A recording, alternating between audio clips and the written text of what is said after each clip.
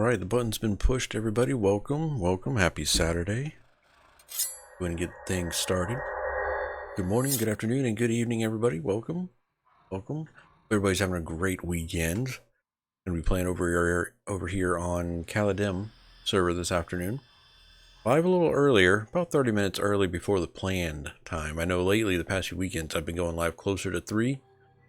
But everything's working out today, time-wise, so we're here. What's up, T-Bobby? How's it going? We're getting started a little early. Not sure what the plan is going to be today. How you doing? How's it going, Shiny? What's going on? I'm doing pretty well. Doing good.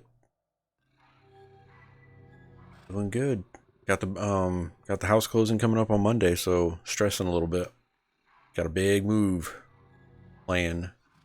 What's up, Elsewhere? How's it going? Evening. Started streaming 2 minutes after I opened Twitch. Coincidence. What's up, Elsewhere? How's it going, everybody? Hope everybody's doing well. Hope everybody's staying safe and staying healthy. Being good humans and all that.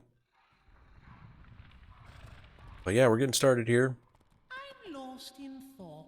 Gonna check out the crafting dailies. Actually, I don't think mine are available because I did them pretty late last night. Yeah, they're not available right now. So, recap from last weekend. Saturday and Sunday we played on Kaladim. We did some Castle Mistmore and some hunters. I still need to complete 2 more hunters, I believe. Hold on. Hunter coins. I'm at 26, so 28, 29, 30. But yeah, so I need to do 2 more. I need to do 2 more hunter runs. So that's probably what we're going to try to do this afternoon. We did max out our alternate advancement points. I keep calling them achievements. Alternate advancement points. We completed all that. I've spent my points. So if you want to see, I went full heal. Full heal on this. Everything is increasing group heals. Everything. So we got in combat movement speed, physical, rebirth, of course, crit chance, beneficial spellcast, reduces duration of primary target and group regeneration spells, melee hit, even heals group. All of this, all the cures, all have heals attached to them. We increase the trigger percentage for regenerating spores. Healing Grove is going to be dropped down, so it improves the reuse speed by 15 seconds and reduces slow effects on group members. 50% makes group aid immune to root effects. So, full group. Still need some tweaking, and then I want to do a solo melee build in my AA as well. Was looking into starting EQ, been doing some watching and research. Nice, Elsewhere. I mean, it's pretty casual though, dude. It's not, I mean, there is some good research to be done on it, but the game is super casual and super, like, you really can't break a character, if you know what I mean. Worst case, you just make an alt or something. The free-to-play account, I believe, gives you 2 slots. If you have all access, then I think it goes up to, I don't know how many slots with all access, actually. You do have a question about hot buttons and button mashings? Button mashing? Hit me. Hit me. Because I hate how many hotbars there are involved in EverQuest 2. We get into tangents on YouTube every once in a while about it.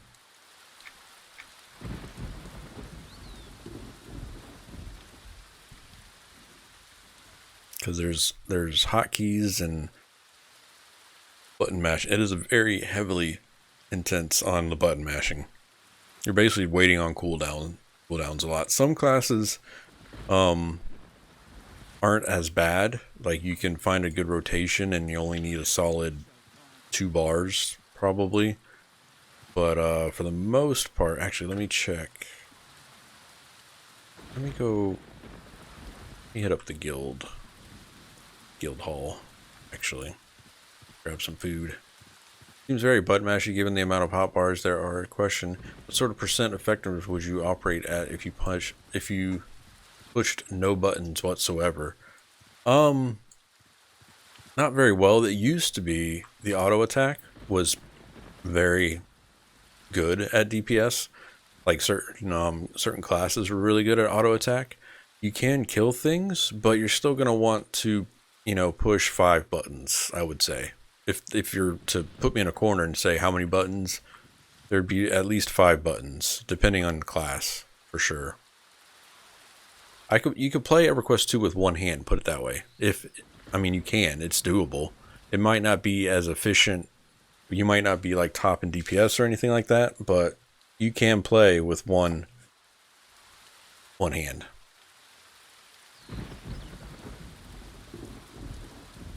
Or could you do something like 75% with... Yeah, so some people play the game with one hotbar. You can do that. You won't be able... And you'll have to do like the... What is it? Is it shift 2 or something? And rotate through hotbars that way. I usually have to have at least 4 or 5 hotbars for my personal taste and gameplay. It's very customizable, man. You could probably, what works for you, you could probably get something to work where you're using 5 buttons or 3 buttons and be fine.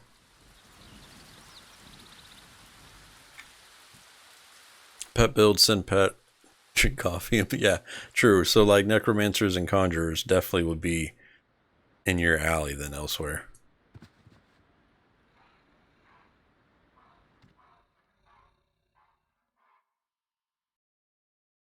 I feel like my necro, there's probably a solid 3 buttons.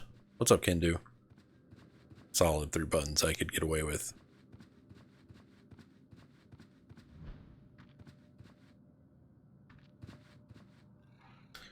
Collectibles, scroll. Actually, let me check scroll. I don't think there's anything in here I need. Collectibles. There's a few, but meh. Lore and Legends. Could use that. Damon.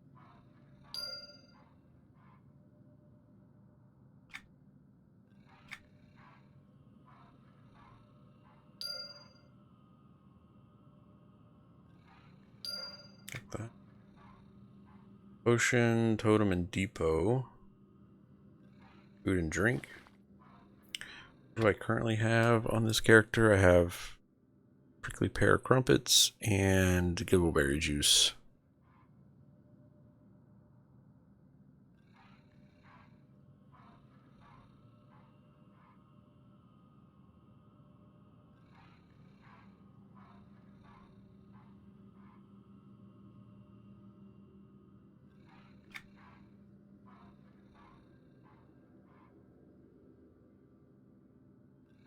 Right, these are all different than what I currently have.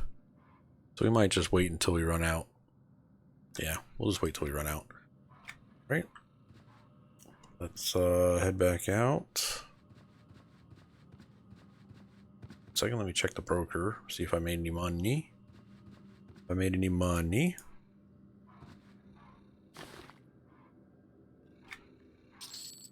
Take coin. Yeah, we made about 40 gold.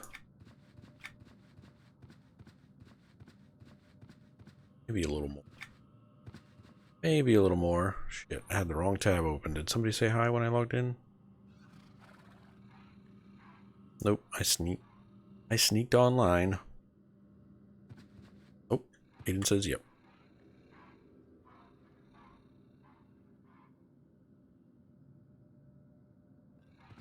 Talking. They're talking. I was hoping there'd be a similar class as in EQ2. I know in EQ1 Magician and play basically in 2 buttons makes them very easy to box and get 90% of the potential. I was hoping there would be a similar case in EQ2. If he plays on a live server pet build with Inquisitor, Merc, Kick-Ass minigroup, yeah. So like on live it'd probably be a lot easier to get something going like that elsewhere. I know there's people out there that do it. I just don't think it's advertised very well, or like there's not a lot of info on it. It's just a trial and error kind of thing. But I see box groups every once in a while, and it seems like they're running it pretty efficiently. I guess in that case, then yeah, you would have to probably do some pretty good research on the class builds. But like T Bobby's saying, play on a live server with a pet build with an Inquisitor Merc. That's and you don't even have to box in, so you could just wreak havoc with that. But I think you have to have the most recent expand. You have to have the to enable mercenaries. You have to have one of the expansions. I don't remember exactly which one it is, but you would just get the most recent expansion to have mercenaries. They're not included on the if you don't have anything EverQuest 2. Kind of like EQ1.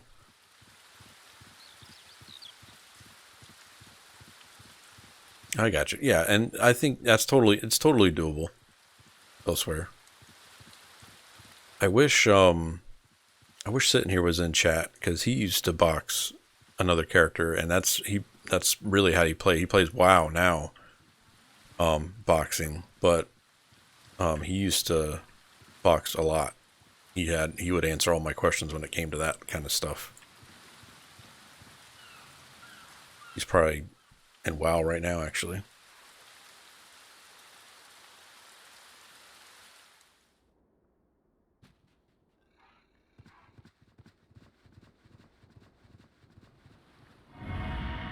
Over to Bone Mire.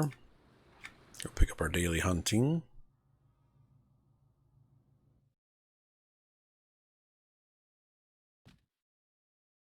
For daily hunting.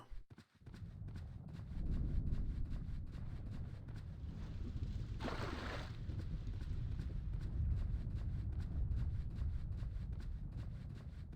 think the best thing now is to watch footage of people playing on Twitch and YouTube and see what grabs my fancy. There you go, dude. Probably best.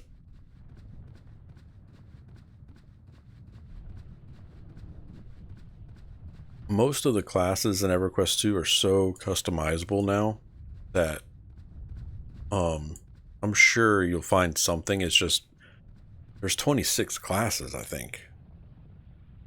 And then the customization down on those is just, there's so many different trying to think of the word to explain it in, but so many different variables there to go through. Kaiden, what's going on, man? What expansion does Kaladim go to right now? We're on Echoes of Fadeware right now. Kunark is next. And I think the last TLE, Fallen Gate, went all the way to Destiny of Velius before Kaladim launched. Hopefully that answers the question, because I think you're asking like when is Kaladim going to die, or when are they going to shut it down? Either way, if you play TLE, just know your characters. See so many not like the game, but they don't invest in knowing what everything does before making it all. Yeah, exactly. I mean, if you're trying to look to see what characters to make, then live, I think just making level 1 characters and then deleting because you'll level up quicker on live and you can see the type of play style you're going to go through. I wouldn't waste the time testing characters on TLE. Yeah, restart. I don't know. They're supposedly working on another TLE. Somebody was telling me, I heard rumors that November was the new TLE, but I don't know how much I don't know. I really don't know how that is playing out. I don't believe anything until they announce it on the site, so. And even then, it usually gets pushed back by a few weeks.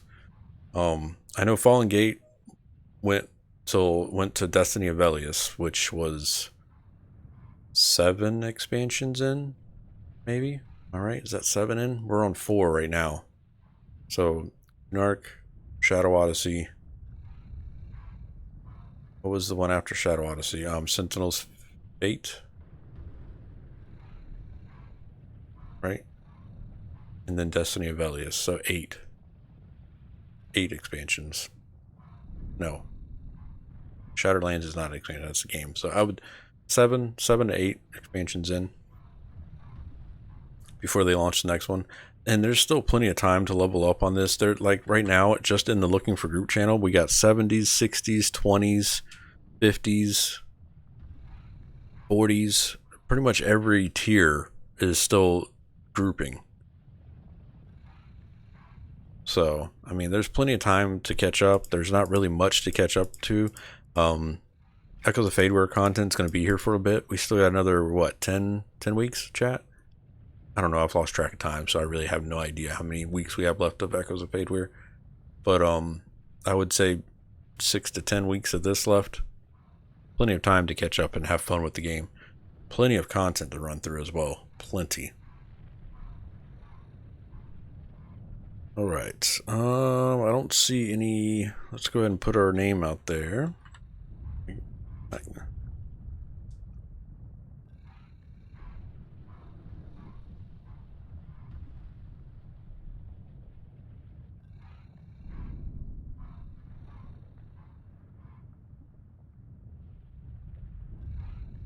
What production of the game is grinding versus questing versus exploration collectibles? It depends on your playstyle elsewhere. Some people, that's all they do is crafting and collecting. Some people just play to explore. I think if you follow the quest lines, that's probably... Like, if that's all... I mean, it really depends on your playstyle. You can do whatever you want in the game. Level 20, you start Armor Quest. 22, Mastercrafted Gear. And 24 is your first Grandmaster spell. By then, you should know if your class is for you. True. Rift was very much quest focused. EQ1 is basically combat focused. Some classes get coolest spells after 30. That's true. Very true. I'm trying to think from a new play, like from creating your first character, logging in. I would probably say quest focused for sure. The thing is, you're getting a lot of experience and items from doing collections and exploration, which comes with the quest hubs.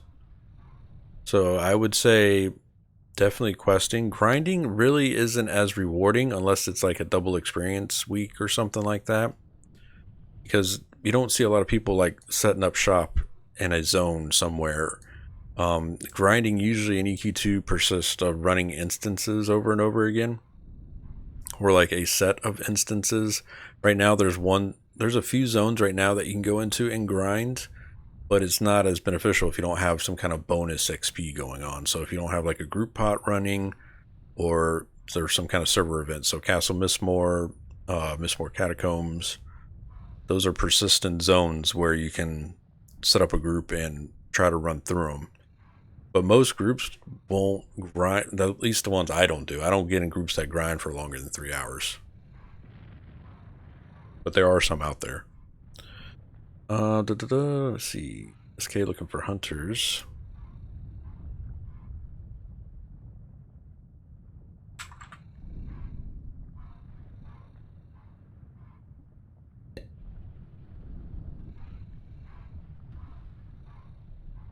His name is Aoeinc. So, a mass pool.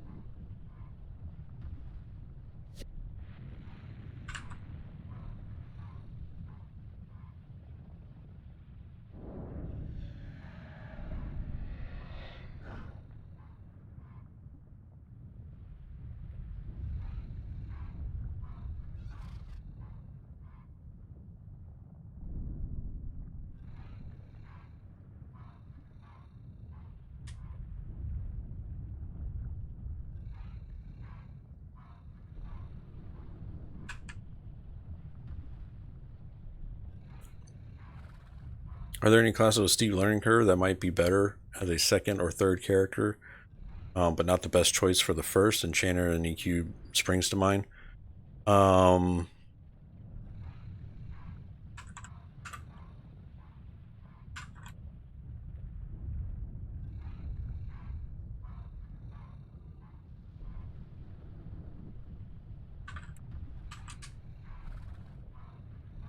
let me think about that elsewhere. Hold on, let me get this group going fast.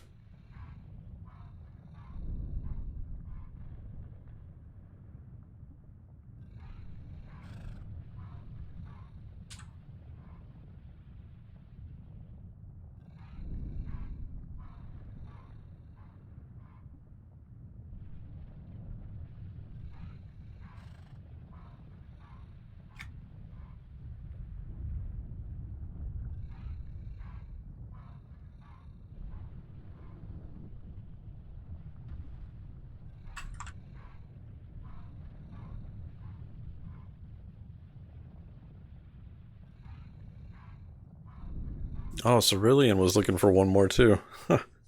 Jeez. I didn't know Cerulean was... He didn't send me a tell or anything. Jeez.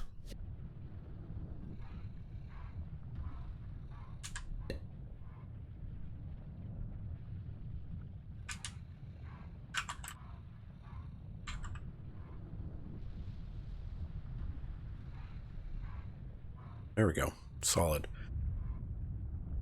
Magician is very straightforward. Not an easy question, a lot of variables, yeah. That's the thing with EverQuest 2 characters. There's so many variables to each build. Because you can, most characters you can build in at least 3 different ways, like tanky, healy, DPS-y. Because when you get down to the advancement systems, and then the character development, there's so much different things you can turn your character into.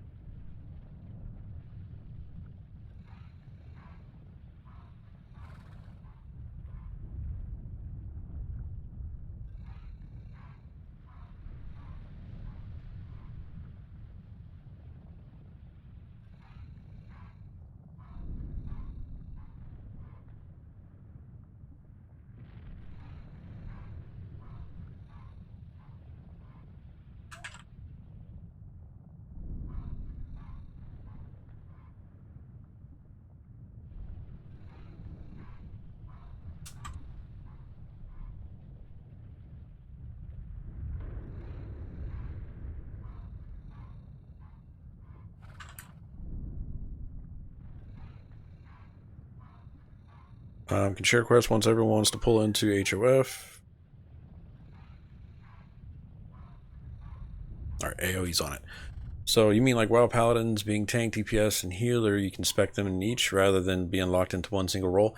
You can spec in types of things. So like certain things have, like you can't make a Guardian a healer, but he might have some advancement points that make it a better regen or something like that. So once you lock into like a fighter, then you're pretty much a fighter, but you can change if you're going to be like a DPS fighter or if you're going to be like a main tank fighter. Same with the healers. You can do like a main healer type, or you can do like a DPS healer kind of scenario. And then you have your DPS roles, which you have your scouts and your casters. And then you have your utility classes. Most boxers try to run a utility and a DPS, I believe. Correct me if I'm wrong, chat, but usually most boxers run a utility class and then a DPS class. What's up, Lance? Sage server went well. Get staples out within 10 days. Oh. Yeah, so flexibility with the genre. I mean, it won't change the overall class too much, but I mean, it does... you can go different ways with it.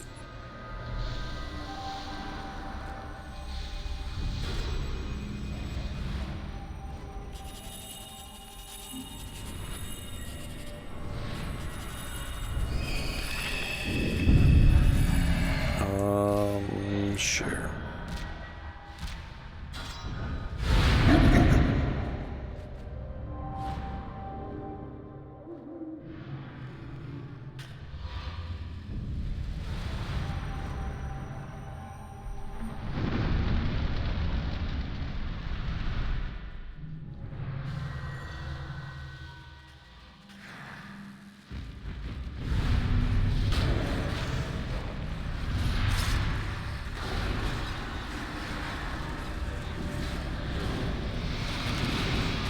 Alright, so bear with me here, chat. If I miss a question, I promise I'll read it. Just I gotta make sure we can keep the group alive for a little bit.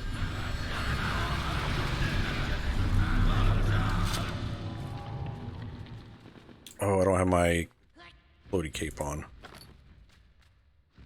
Oh.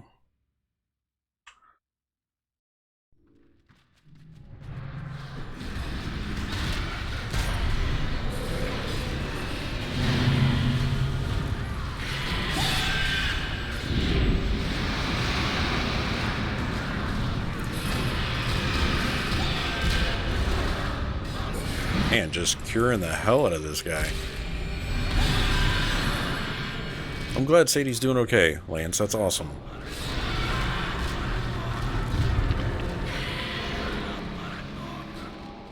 It's good news, dude.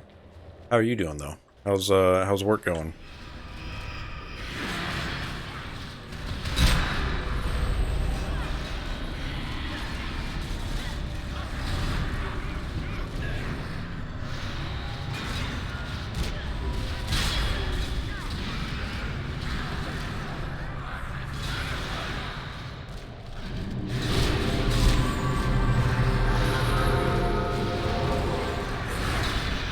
Dad jokes. My friend said to me, "What rhymes with orange?" I said, "No, it doesn't." Oh man, primary role, method of operation. So what are you playing currently? Right now I'm playing a warden, which is basically EQ1's version of a druid.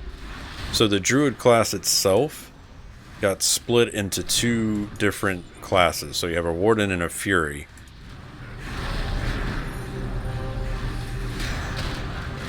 And it's a main healer type. There are builds that are out there that you can turn it into like a melee DPS build. It's not top tier DPS or anything by any means, but for the most part, it's group heals.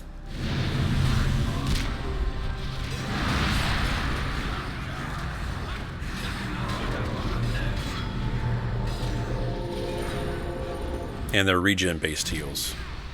The Fury class is kind of like Warden, but it's more caster based. So think of it like a wizard druid.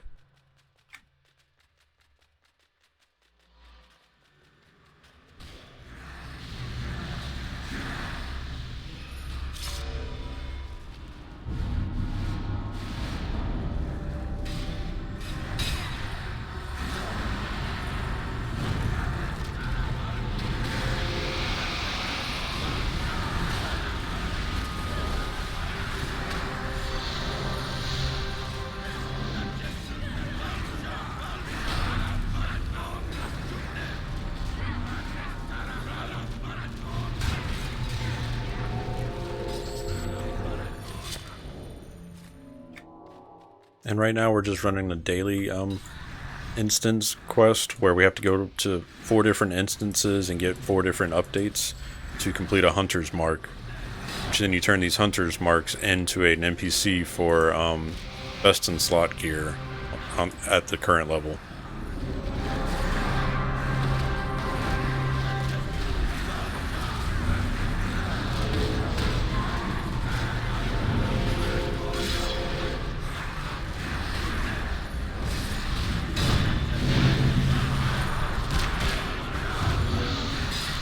Work is finally slowing down. Have the whole weekend off. Maybe 3 days next week for 10 hours. Nice. That's awesome, Lance. Would a warden's potential be wasted if a full group, if group heals are their forte? No, because you can do. I mean, the only time the warden is terrible is solo.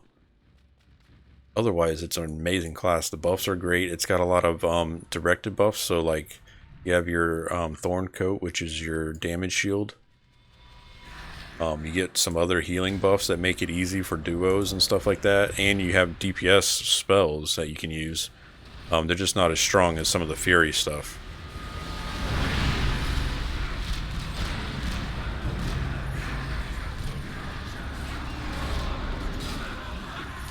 Like damage wise.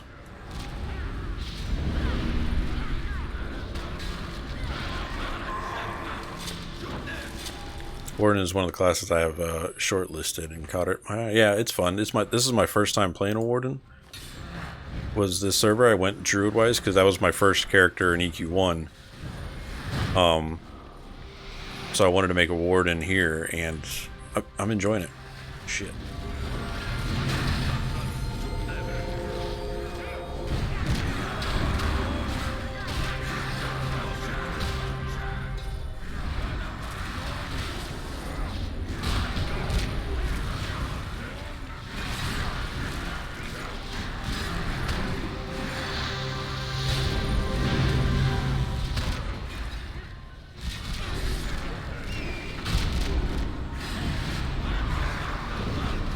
And I'm out of mana.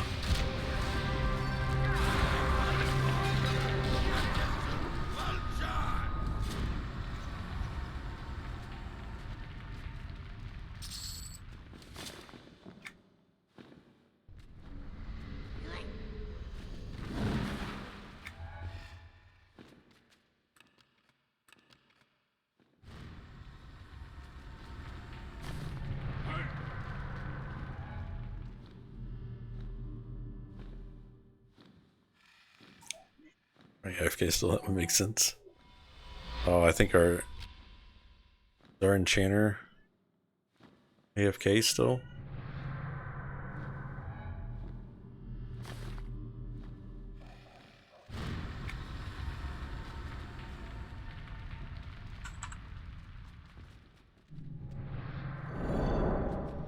Alright, he's going in.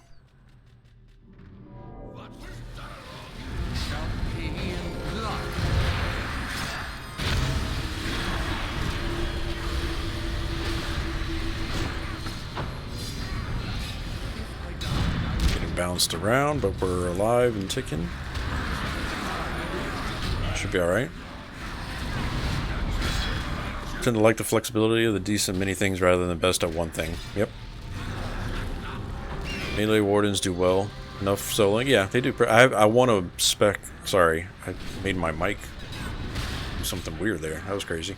I do want to spec in warden at some point. I just haven't been able to research a little bit. Doing this rather than specialist. I was able to solo better on my melee warden than my fury. Oh, okay. Nice.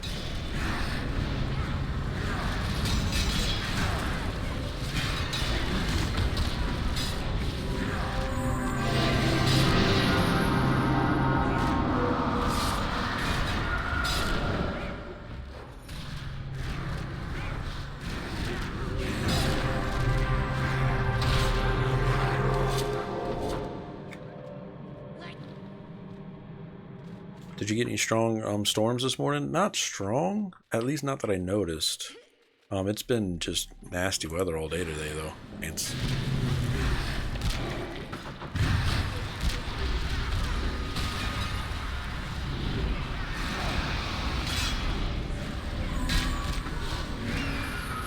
now we lost power for like a solid 30 minutes on Wednesday. Had some bad storms roll through then.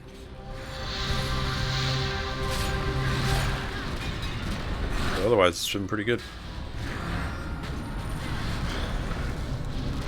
What is the mechanic for the mana gen? Is it sitting for a few minutes every 20 mobs or potion chugging like some ARPGs?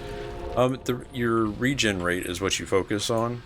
So it's usually, there's no sitting recovering. There's different items that you can get. The potions are there, but they have a terrible recast time. So you have your mana stone, which you right click, and that has a recast time as well. But usually you want to have a feeder in the in your group. What's he doing? Little rat's gonna die.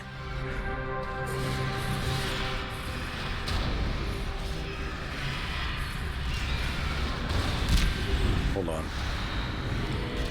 I don't know where he's got him.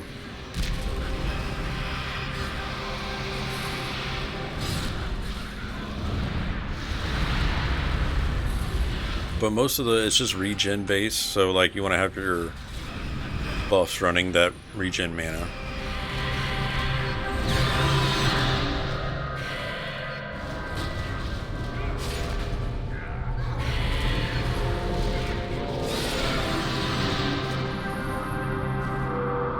bards, enchanters. So basically, another thing elsewhere that I don't remember mentioning. Oh shit! Did I just do that? I think I did. That was my fault. Hopefully nobody dies. Hopefully nobody dies. The other healer's down.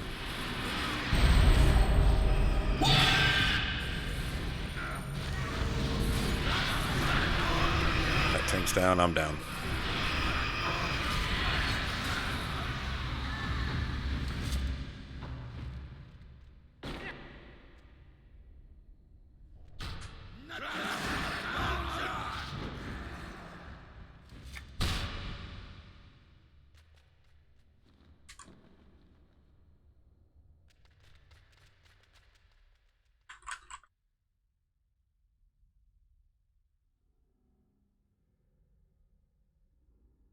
Oh, no salt said he did it. I wasn't sure. I didn't think I got that close to him, but maybe. He was the first one to go down.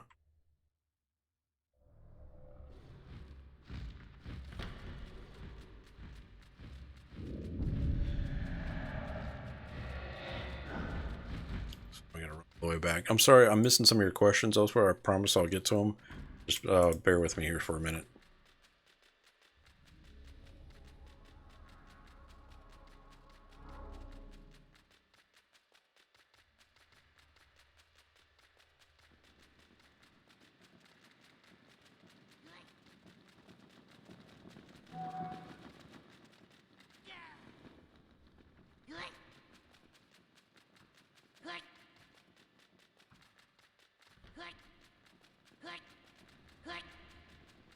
Don't aggro drakes, don't aggro drakes, don't aggro drakes.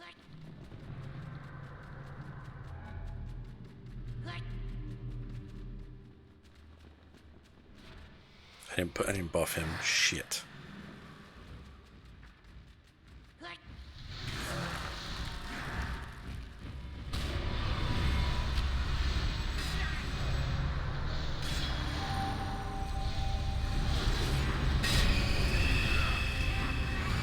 Buffed now.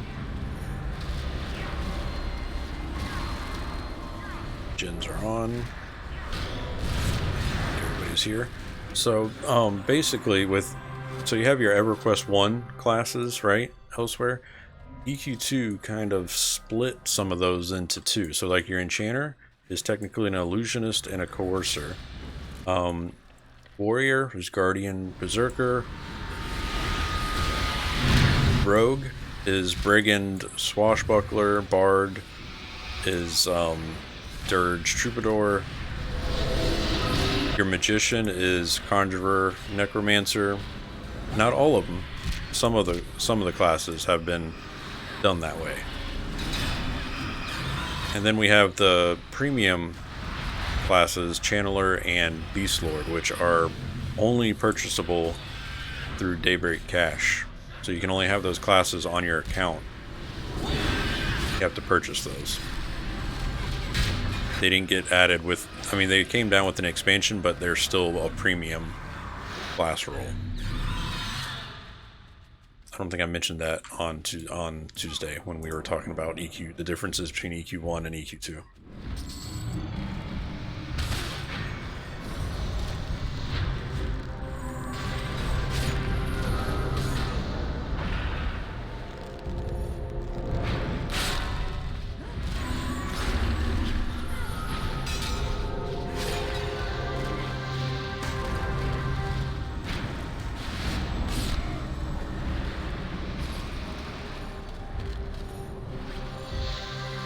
Shit, T-Pain. What happened, T-Pain? God.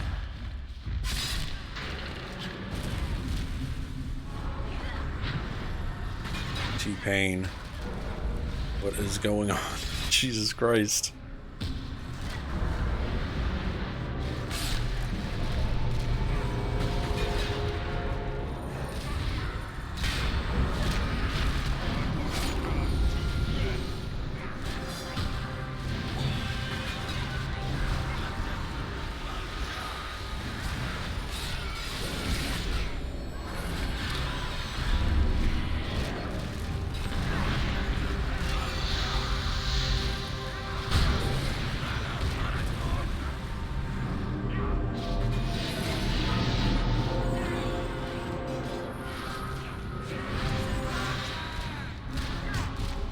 After playing a Necro on live, I would say Necros are pretty god tier easy mode, honestly. I mean, you can play a complicated Necromancer in EQ2, but they're pretty easy. I think Necromancer is easy to play, but hard to master. Me, I can probably put it as.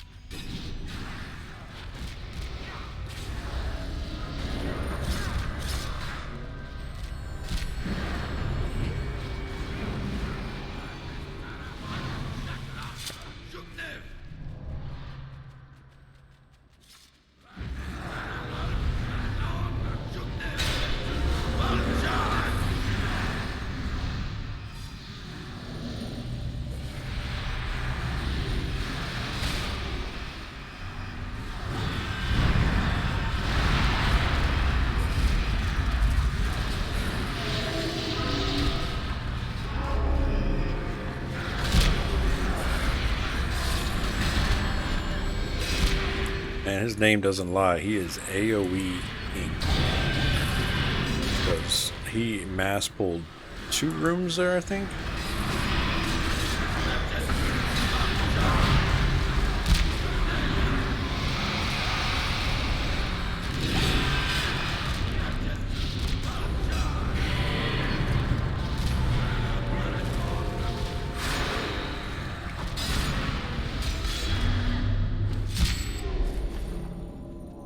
That was crazy.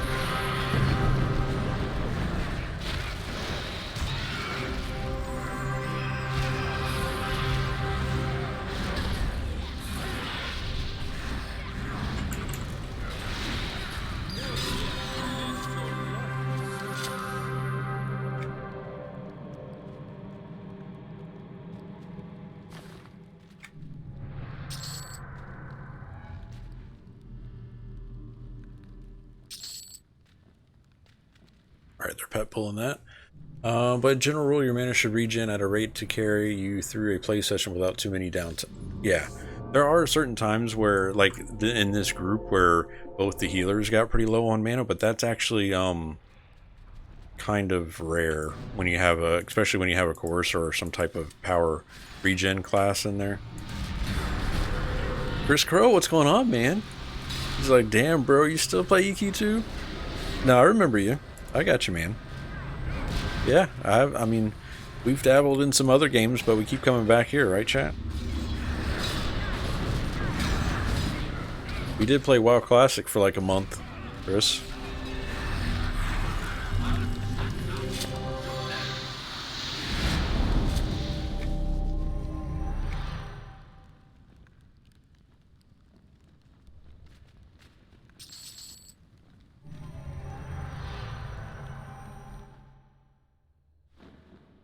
Right.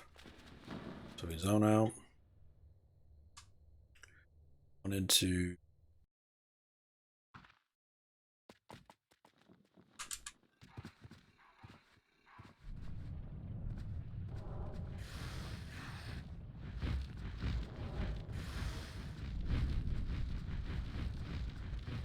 Oh, Wiz Portal, duh. Where's our wizard?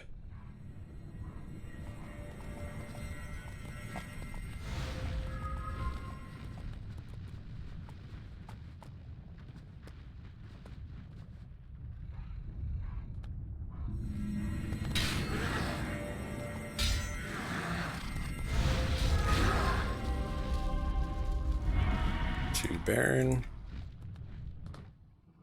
Got it.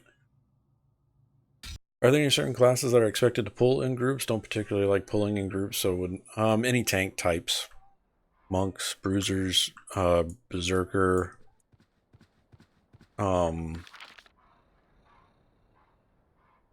Guardian, Shadow Knight, Paladin. Those are pullers. Or leaders. They lead groups through dungeons, basically. What are we doing here? We're going to Barren Sky to... Oh, I guess we're doing POA, maybe? Or Vaults. We're going to Vaults. Which is where? How beginning, I think.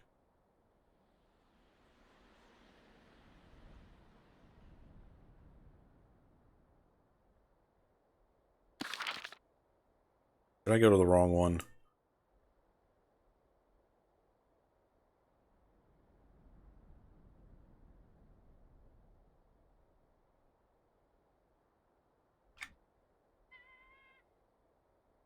No, I didn't. Okay. Right the way. We're going the right way. POA. Okay, so we're doing POA after that, which is on over there. And then we'll do SOS to end it. Finish it up. Veronica is pissed right now. Nap time.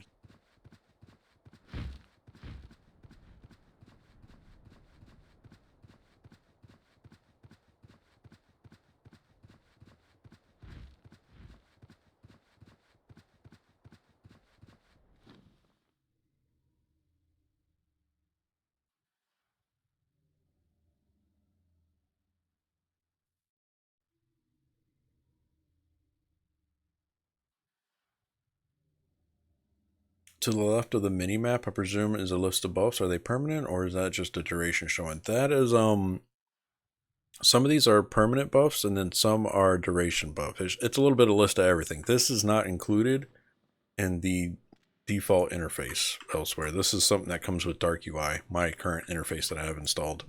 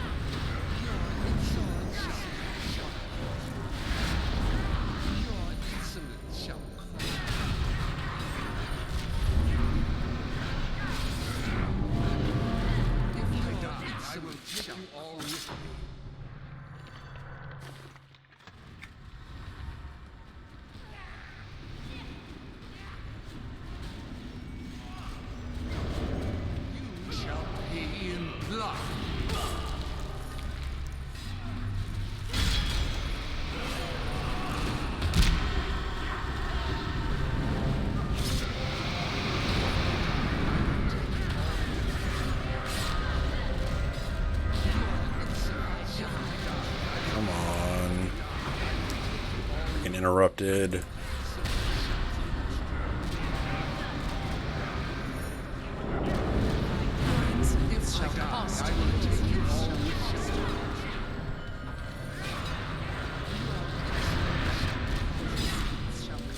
Is what I'm watching a typical number of mobs usually engaged at once? No. No. This is us trying to finish a daily at a fast rate of speed. He's basically pulling the entire room and clearing it in one pull.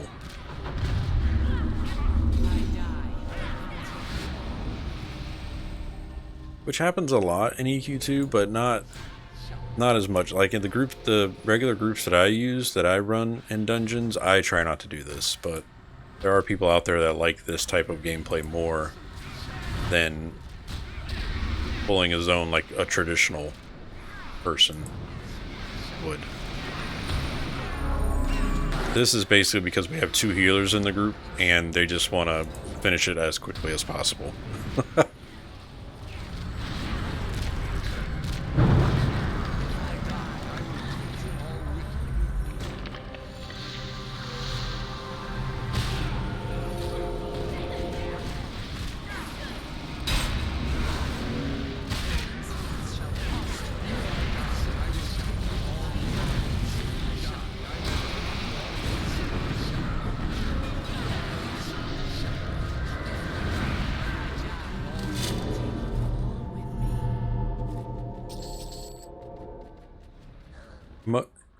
So not an AoE group specifically, just rushing the content speed-wise. Yeah. Most pulls in dungeons will be 1, 2, or 3 mobs, usually. Usually.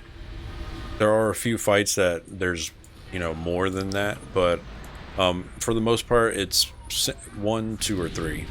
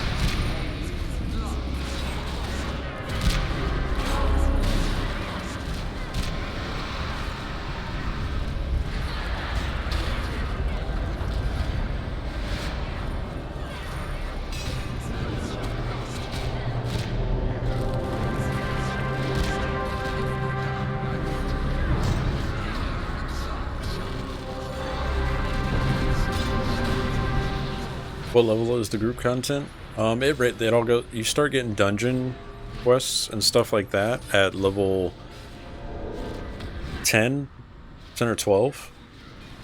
Hey, what's up, Tully? How you doing, man?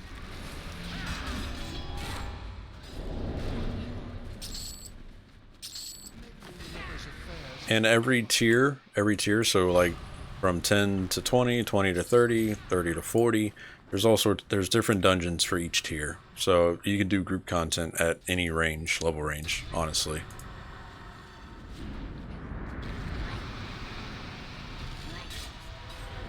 Figure out what he is doing.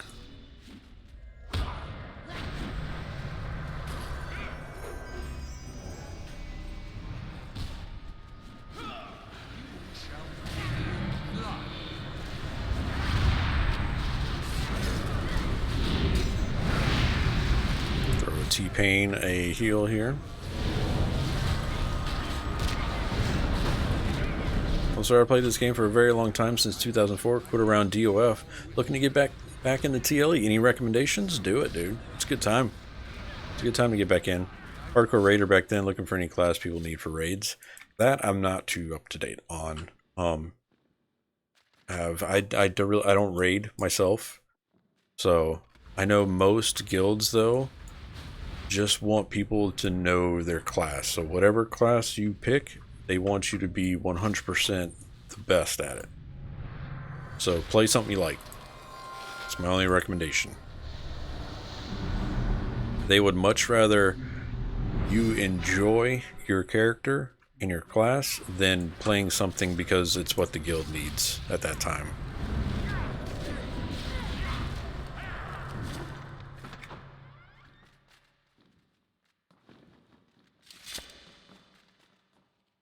I think we gotta go up. Yep.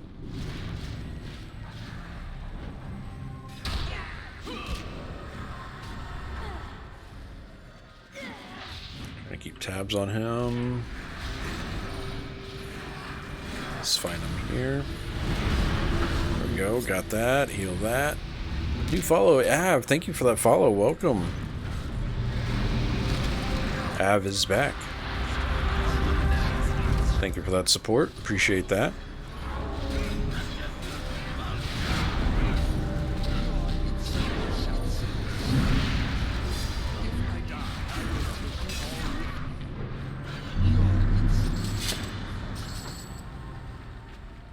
I know in EQ1 so many people played Flavor of the Month year classes, only for them to be bottom of the pile 5 years later. Yeah. I mean, there's people out there that play every class, honestly.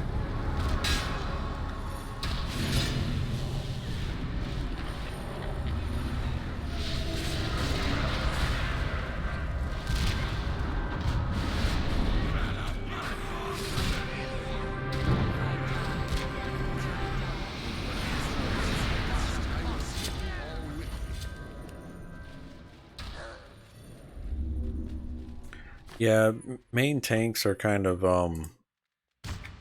taken for guilds, especially raiding guilds at this point. They all have their tanks that they're going to use for that. Even off tanks, I think, are pretty much good. Most guilds are. So if you're looking, you'd probably want a DPS / utility role.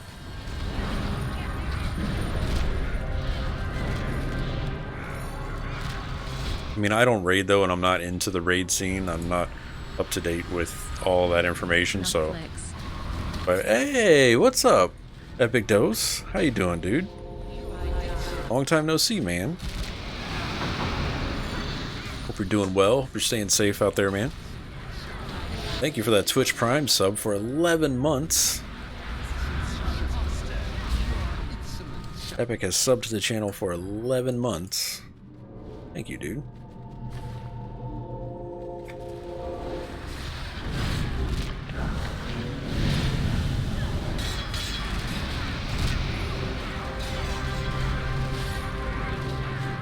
Fuck these damn cures. Jesus.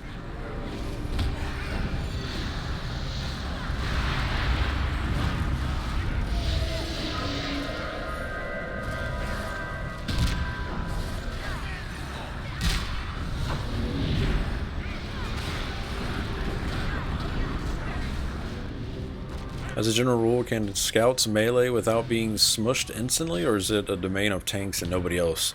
I think like brigands and swashbucklers, they can take a little bit of a beating. Not like a huge. Like, don't expect them to like tank an entire scenario, like an entire fight. But like if the tank, say your guardian goes down or your main tank goes down, they can take aggro and get a few hits in. Not like, you know, wizards and warlocks where one hit and they're pretty much out of commission.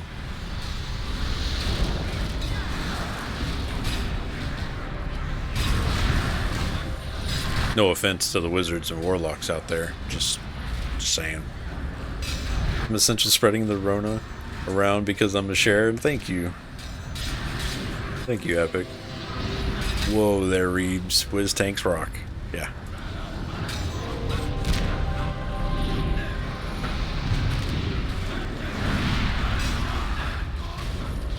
Had to use the emergency heal there.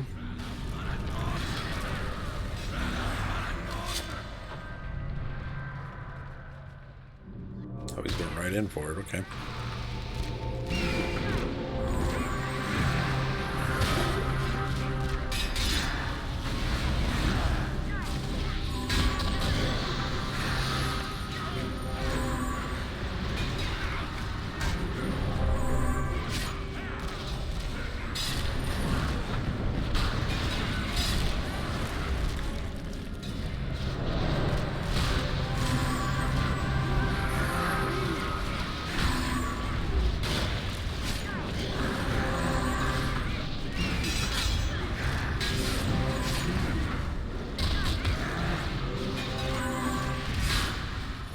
I know back on live, I actually tanked as a brigand at one point for a zone.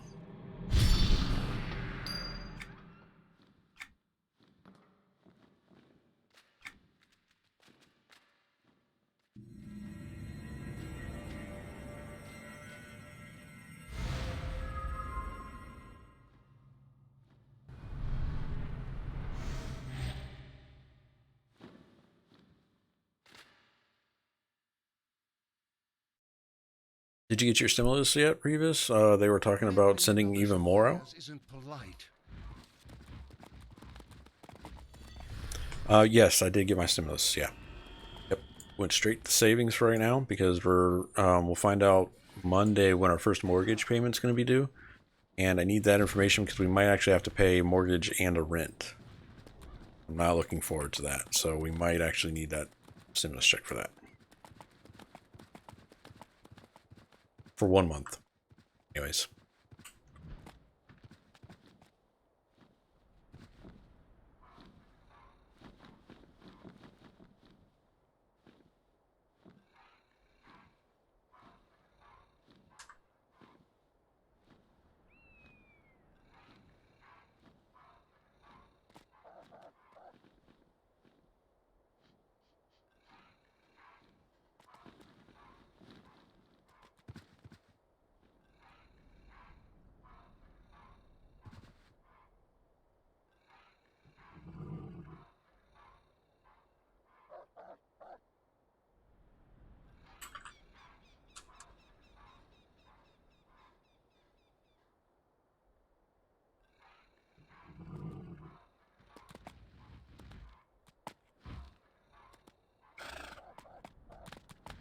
We let little rat die, so they'll rest in peace. Oh. Democrats want to give $2,000 a month until everything is lifted. Man, I'm glad I'm not into politics. That's all I gotta say. Oh, I'm glad I don't have to make decisions.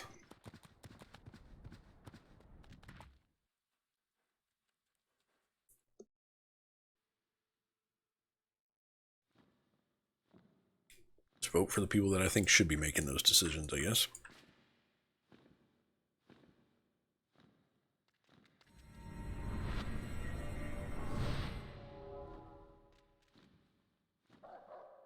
Where's our tank? He's right there.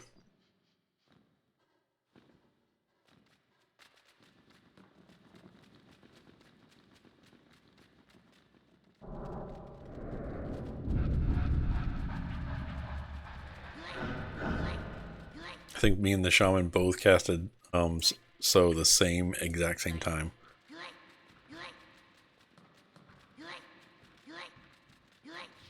Oh, we're fighting? I thought we were just gonna run and jump on something, dude.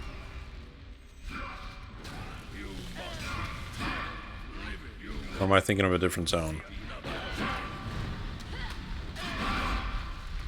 Shoot.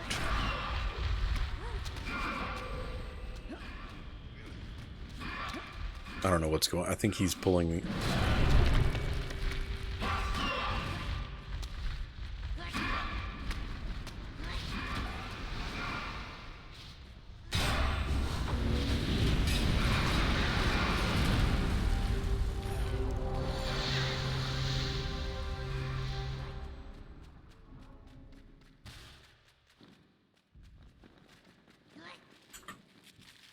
Now we're going up. Now we're going up.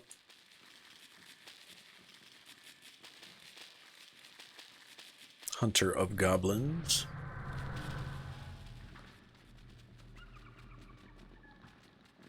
Dude, I was playing, so after Tuesday night, you know how we messed around over on EQ1 for a little bit while the servers were down?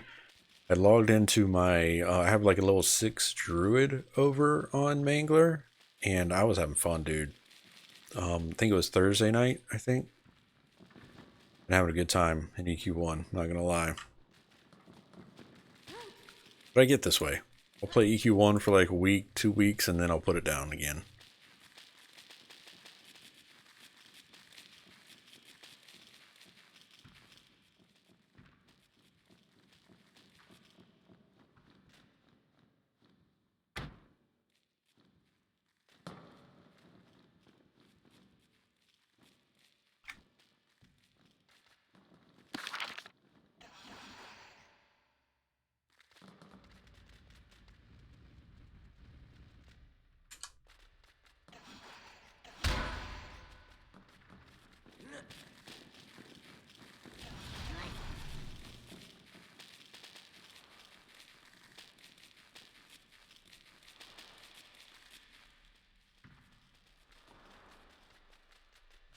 Alright, Skylord. Heal.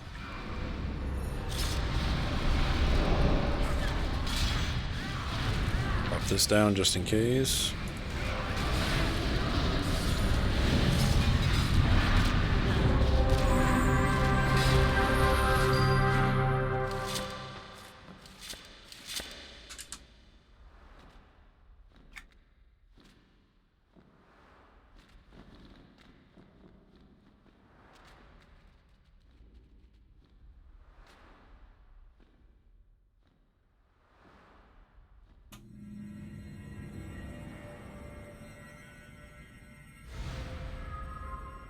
Hey, what's up, Evil Kid? What's up, Revis? I'm the same way. I'll get hooked on EQ1 for a while, then burn out, switch to EQ2, rinse and repeat. For real. For real. Can't, yeah. Yeah, I've been doing, I've been having that relationship with Destiny 2 as well. I love Destiny 2. The story is freaking amazing in Destiny 2. I like the gameplay. It's good. But shooters only keep my attention for a week, max, usually, before I start getting burnt out on them. But MMO-wise, EverQuest 1, EverQuest 2, that checks all of my boxes. The only thing that these two games are missing is some sort of Battleground PvP.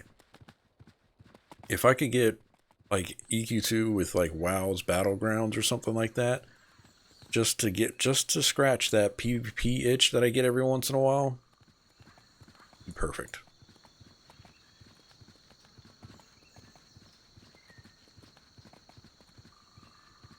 It doesn't necessarily have to be open world. I just want something where I can go in, it's a group on group action, and be done with it, you know? And I wouldn't play it that often. It would just be every once in a while.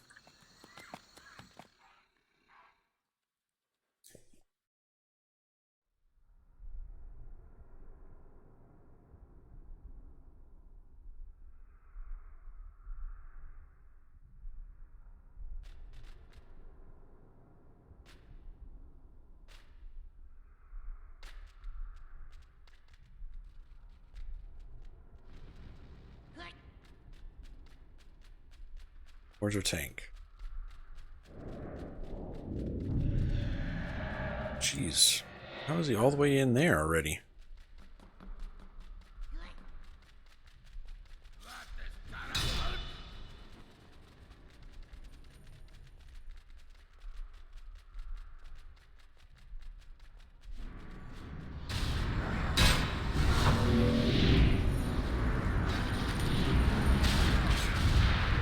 Get out of the cones.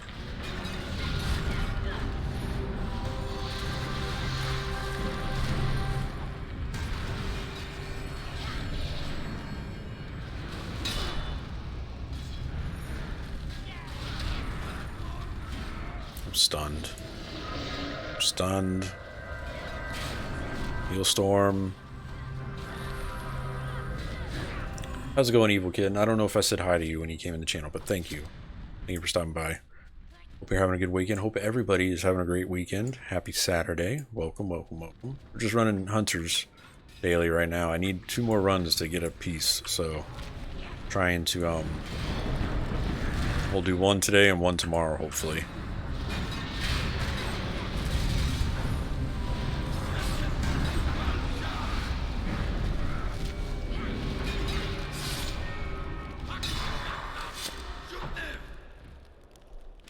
What's the best way to level your transmuting, guys? Buying stuff off the broker, or is there somewhere I can go farm for the tier that I need to work?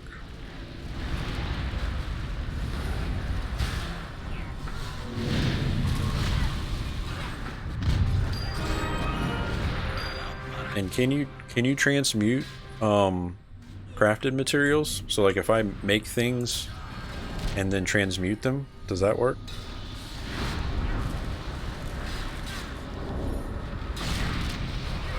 To level up transmuting? I've been doing the daily and stuff, but it's really slow doing it that way.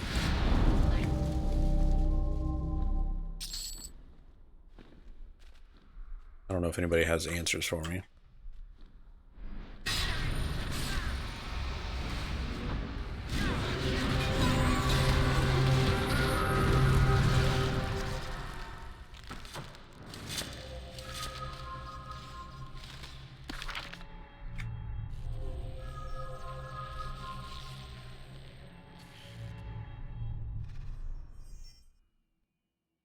Lance says, I'm a lack of sleep. Sadie was wearing the cone of shame last night since we had a very small apartment. She kept running into everything, thus making lots of noise.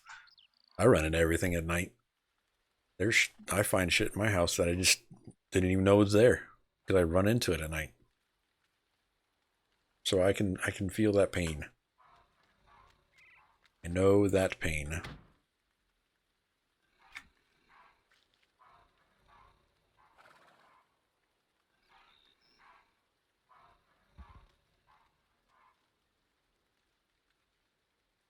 No, I'm just not wearing my cone of shame. Evil says, doing well, thanks. Focus on leveling the warden at the moment. Tried working on a courser for a bit and felt super squishy. Gotta figure that out. Gotta figure that class out yet. Yeah. I have a courser over on Skyfire, but I think I deleted him and made the illusionist on Majdoul. I think. I think. Alright, so Well met. I find great solace in our meeting. we do now, chat. Check the daily. What's up, Ryan? Doing pretty good. Chilling. We just finished up Hunters.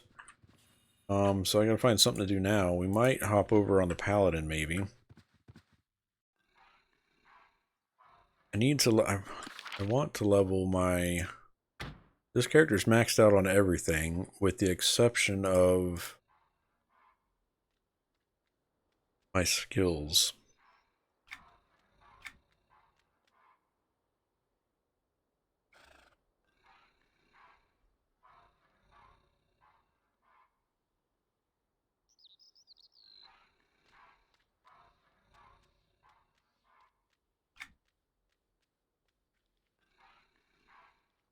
Really bad on those. Also, what else? I was just thinking of something that I need. Oh, Lore and Legends. I haven't done those. Go farm those. Got a lot of Lore and Legends, chat. A lot. He's off. Find Kobold Heart. Alright, let's hit up the broker. See if we can't complete some of these out. Well, I could see what sort of goods we have available now. You do have As long as it's not spending too much money. dice, correct? Kobold Heart. 24 gold. It's the last piece though. Take it. Salmon. Study. Sweet. Efreeti. A lot of those. Where are Efreetis at?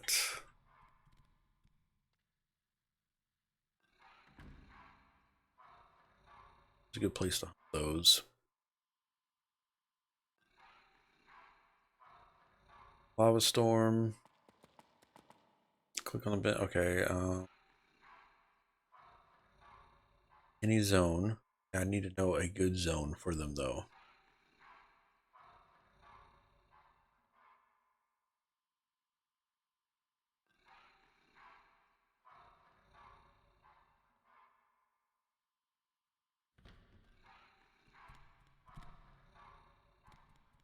Saying Lava Storm. Is there a wizard port out here? Do I get a port to Lava Storm? I don't know if there's a druid portal in Lava Storm. I don't think there is. I don't think there is. No. Enchanted Lands, though, we can go there that way. It's fine. Do that. Do that.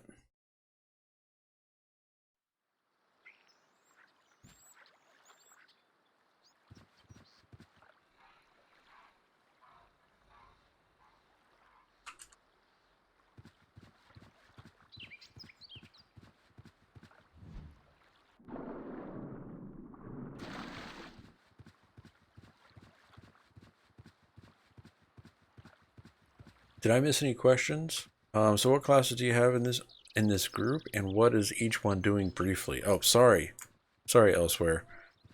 We in this group we had two different tanks.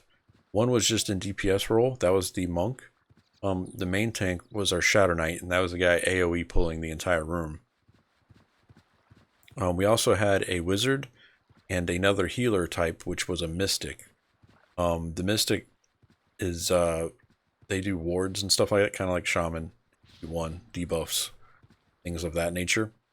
The wizard does DPS. We also had a coercer, which was our mana flow.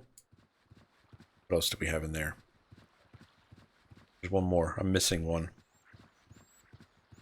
Wizard, coercer. Hold on. Wizard, warden, coercer, shadow knight, paladin, and mystic. Nope, that was it. 6 people. But usually in EverQuest 2, it's kind of almost the same as EQ1. You're going to have your main tank, but the main tank pulls. In EQ1, you usually have a puller, right? So you usually have someone that pulls the mobs back to the tank. The tank taunts, and they fight it there. That's not a thing in EQ2. Usually the group follows the tank around the zone. So you'll have your main tank, you'll have your healer, sometimes 2 healers depending on the content that you're fighting, because you need a backup heal to kind of help with the main healing. Unless you have a Templar in your group. Templars, best healers in the game. They can keep a full group by themselves with no problem. Now, there are other healers that can do the same, but you have to know your class very well to do that. And then you have your DPS roles. So we had a wizard, which was DPS, then our monk spec DPS, and then we had our support, or our utility, which was our coercer, which was doing DPS and keeping mana in everybody. Yes, all the groups follow the tank around. So you're gonna, when you get into a group in EQ2, there's no sit at a single location. Now you will sit at a single location if you're camping a certain named location in a contested zone or something like that. I don't have the teleporter here. Really? Damn it! A hell of a run. That sucks.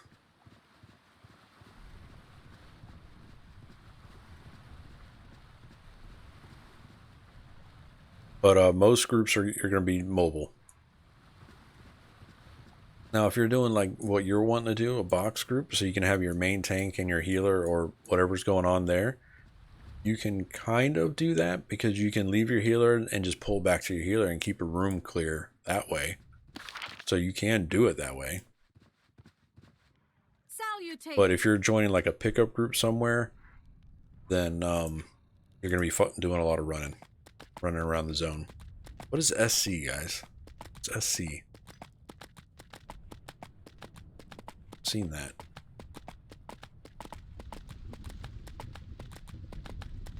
Looking for more SC. 2 of 6 need heals and DPS. SC is.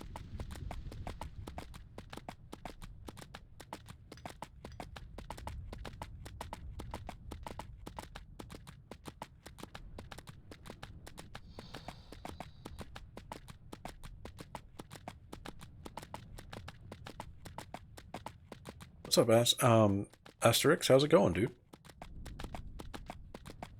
Doing pretty good. We just finished up Hunters, so right now I'm gonna run some lore and legend stuff while we keep an eye on the LFG channel.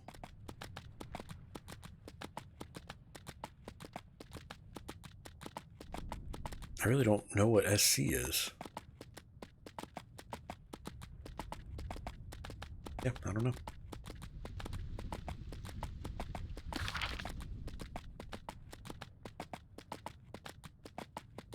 But it's going pretty good, dude. Pretty chill. Kind of hungry.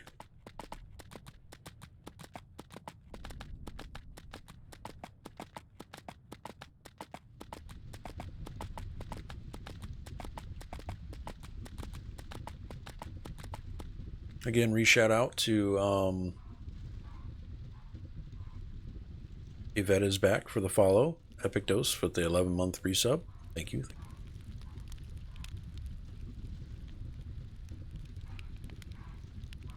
Delman EQ2 says support class. Is there an active? Well, maybe is there an active player base on live non-TLE servers? The game launched in 2005. I'm a little concerned there'll be a ghost towns on the lower levels and the server population is top heavy. That is a valid concern, and I believe so. It is probably that way elsewhere from what I've seen. Recently, though, there has been an influx of new players coming into the game on all levels and all servers because of, and I say this, and I'm going to get probably chat's going to tingle a little bit, but because of Pantheon. So people are trying to find something that looks similar to Pantheon to play right now. And I think EverQuest 2 kind of fits that bill a little bit. Not by any means. I don't compare Pantheon to EverQuest 2, but I'm saying people are looking for that style of MMO, and EQ2 fits that bill pretty well. So there are some people that are trying the game out for the first time, people that missed it that got on the WoW train, because EverQuest 2 launched 2 weeks before WoW did. When WoW hit, that took a lot of people that were looking into getting into a fantasy MMO went there. EverQuest 2 kind of slid under the radar. If you didn't know what EverQuest 1 was, then EverQuest 2 kind of, fell by the wayside because they related EverQuest 2 to EQ1, which EQ1 was nothing like EverQuest 2, or is nothing like EverQuest 2, with the exception of lore. That's about it. I forgot to update that goal, actually, guys, that the bot just talked about. Let me fix that, because there was an update on there. Gonna do edit. This up. Let me see you change to.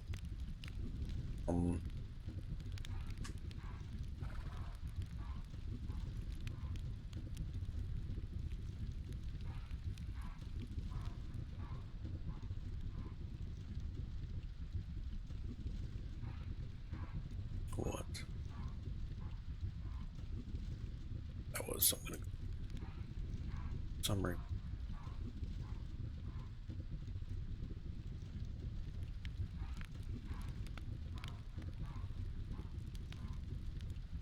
All right.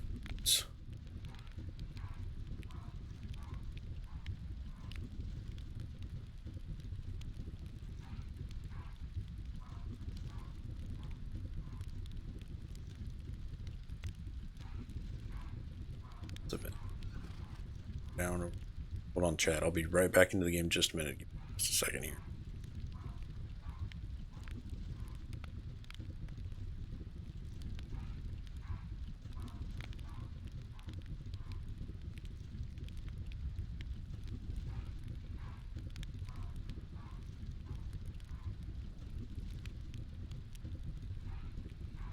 That.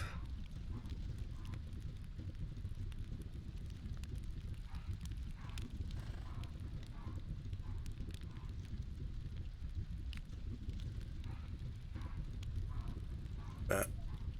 Good. Good. Good.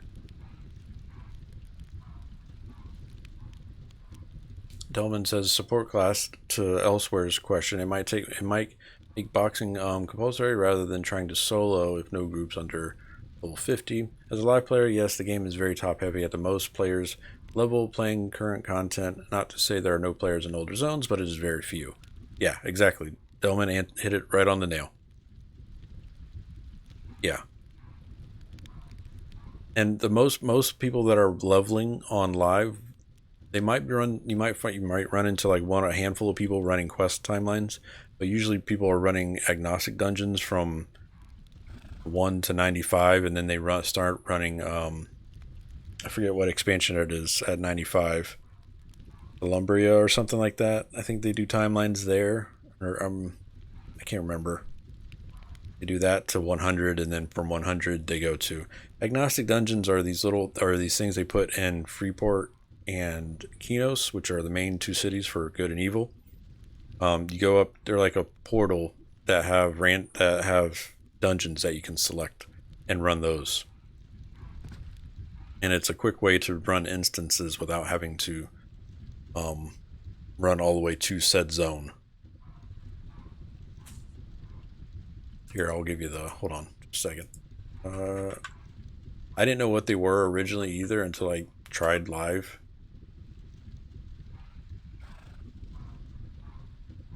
Here, this is better. Level Agnostic Dungeons are instances in which characters between levels 20 to 94 have a chance to group together regardless of the difference in their adventure level. These dungeons are accessible by joining the queue on your Dungeon Finder tab, Alt-Z, EQ2 options, or you can run to the location in the city. That's what they are, basically. Because EQ2 does have a Dungeon Finder system now in place.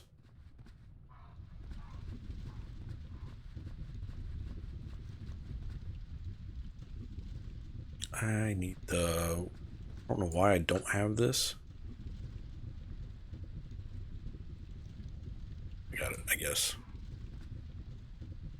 Spot on reviews for now. For how players get level until 95. Yeah, because once you hit 95, I think the experience, or you can't kill things in the Agnostic Dungeons very well, so you have to go do questing at that point.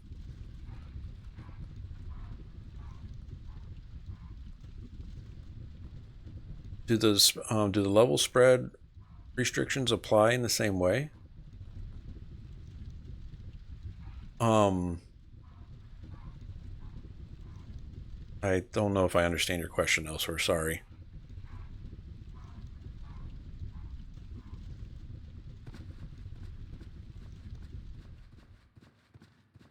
The wrong, no, I'm wrong zone. Hold on. I'm not in the right place here. Meant to go somewhere else, I think.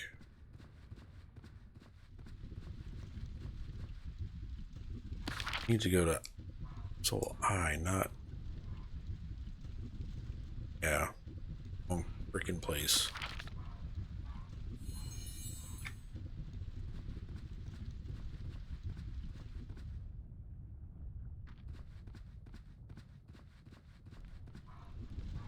Hello.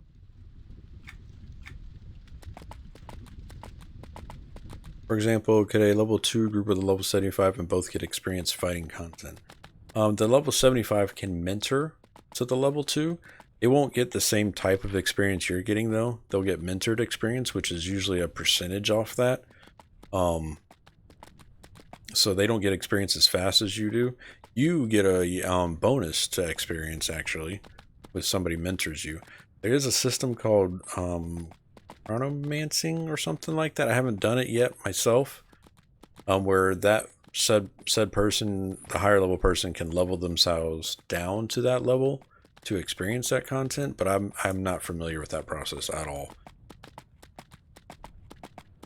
Dylan says, in Agnostics, no, any level can group, and the damage is normalized to each tune based on their own level. I did not know that. That's pretty cool. I've always ran the Agnostic solo. I just kept running Crypt of Agony over and over again.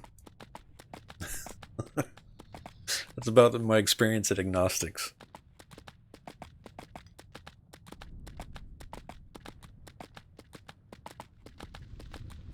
Hence the term agnostic when level do not matter. That makes sense. I thought it was mainly good and evil so they could play, but that makes sense. Yeah, you're right.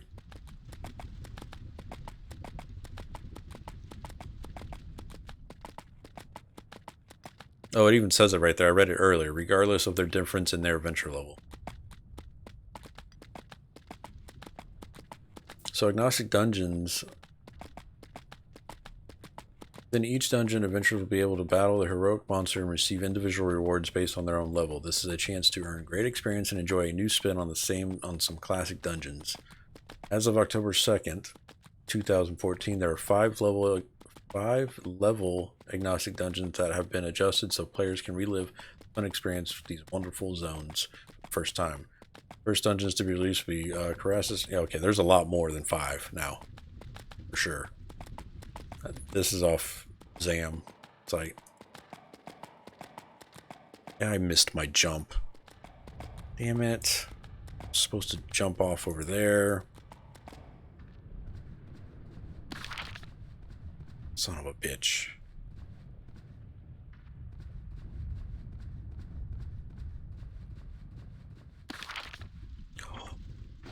That's not good. Yep, that's just not good. Okay.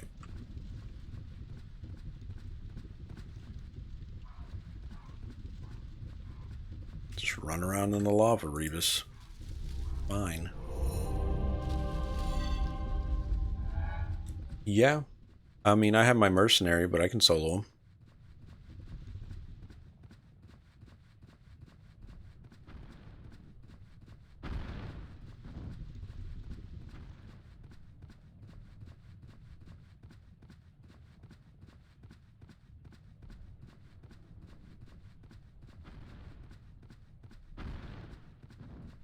Let's get this portal.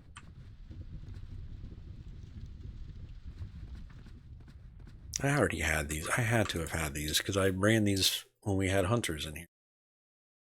I don't know why it's saying I didn't.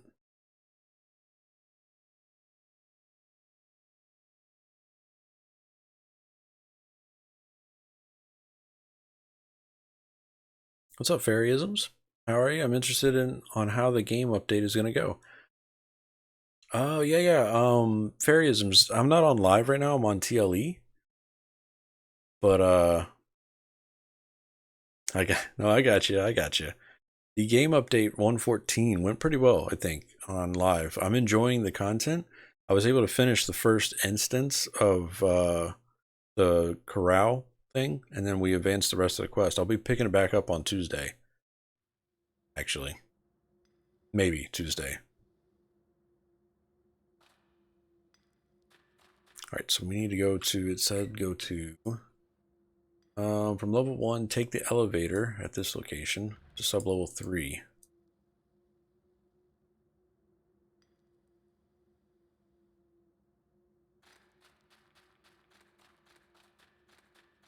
But yeah, things are going pretty good. On Tuesdays, I play over on the live servers, so I'll check out. My Necro's been my crush over there lately. That's on Halls of Fate, and then Saturdays and Sundays I showcase the TLE content.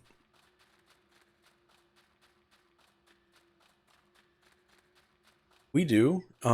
It's not very beneficial though, from what I've heard. I haven't done it on myself here because I think you're only getting like crafting materials and some potions. There's no like, they don't give you gear or anything like that. But I guess you could build up your agent library and stuff.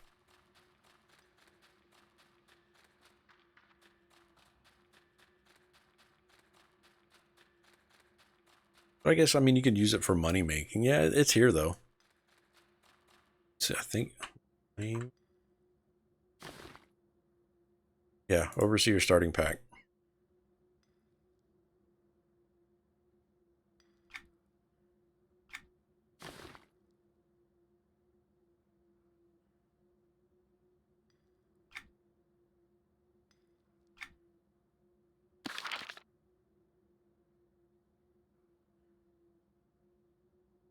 So we'll do that. Start quest. Quest. Back. Add to collection.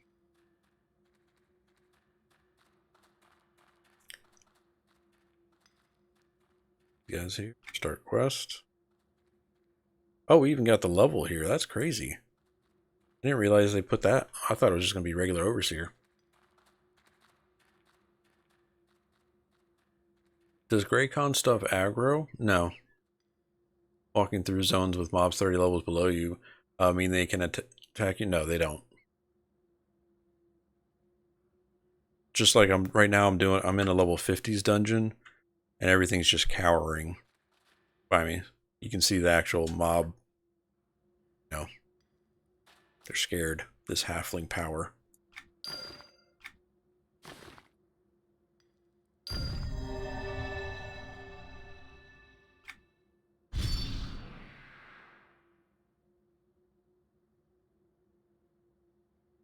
It is weird though, because like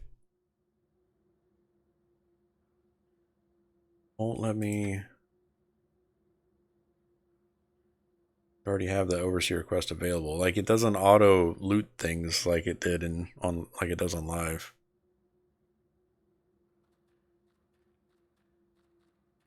Like I don't know why these are in my inventory.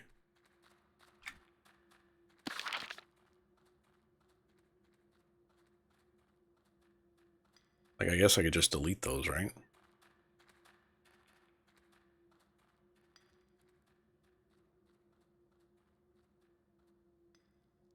We don't have familiars on TLE.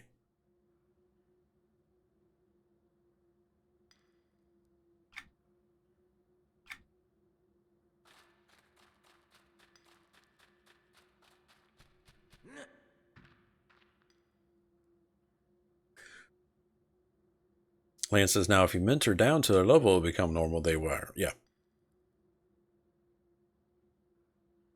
Are they no charge missions? No, it's it's saying I already have them. It's the Lord's Selwyn's Locket and the other one. Rescue Captain Wilcox.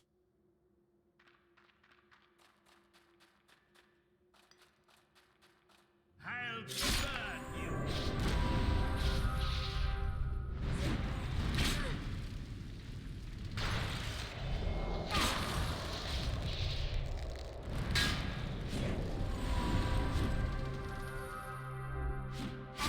COV is looking for DPS.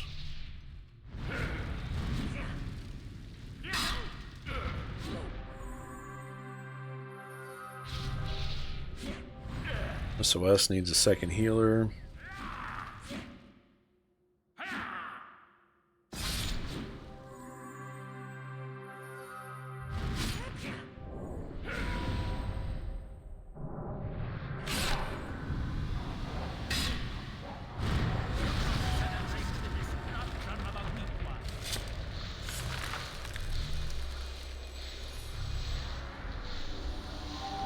Off myself.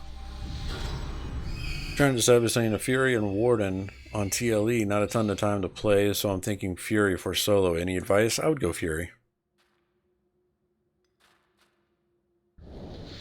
Soloing on a Warden, it's pretty slow and painful at times.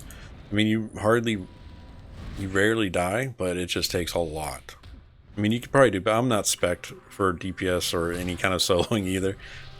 The way I build my character is all group play, and I just haven't went back and changed everything up for solo.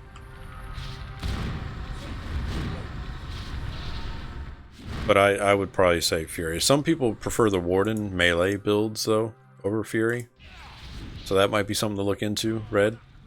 Like, if you wanted to do Warden, just look up the melee alternate advancement build.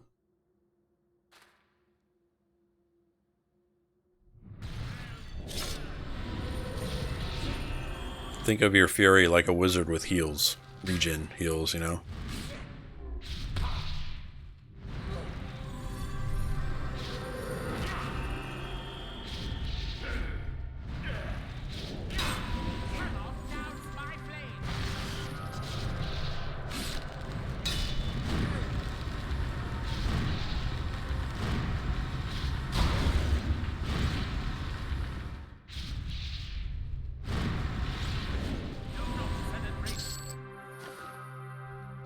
I don't know what to do with these now. They're just going to sit in my inventory for a little bit, I guess.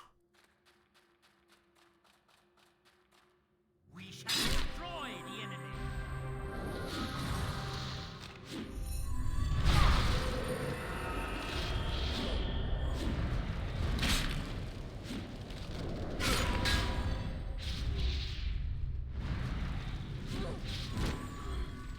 Morgan says room for 2 and has some miss more in utility DPS or some off heals.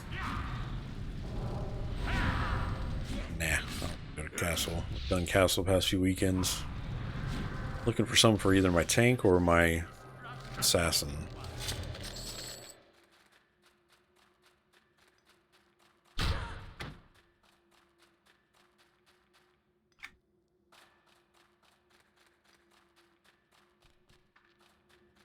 Probably the only one in this zone. No, there's somebody else in here.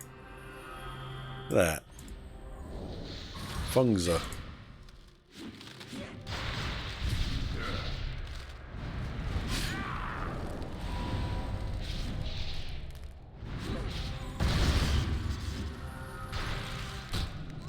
Thinks I prefer melee over casters. Trying to do something different, so that's why I was making it tough. Had a warlock back 12 years ago and had a chainer 4 to 5 years ago. I have to take a look at the AAs. Yeah, like the way the Warden is built, it's mainly like a main healer type character. What's up, Grug? How's it going, dude? But you can do the advancement points. There's some lines that do some heavy damage melee wise. Like if I go over here to the Warden achievements, this you can enhance root, or no.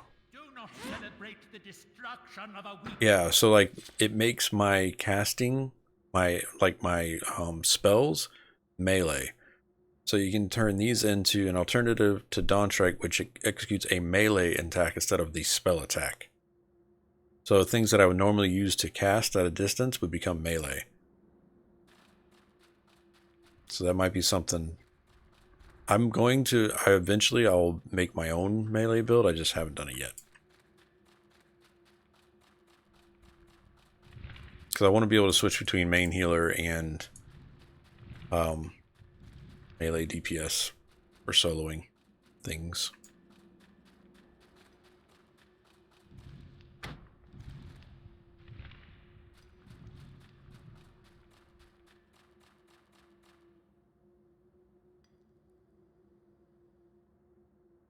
How do you spell it? EFR. Shit.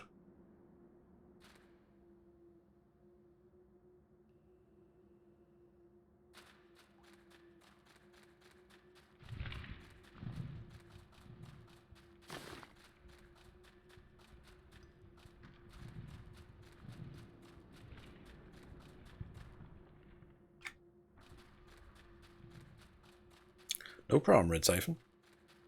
Appreciate the question, dude.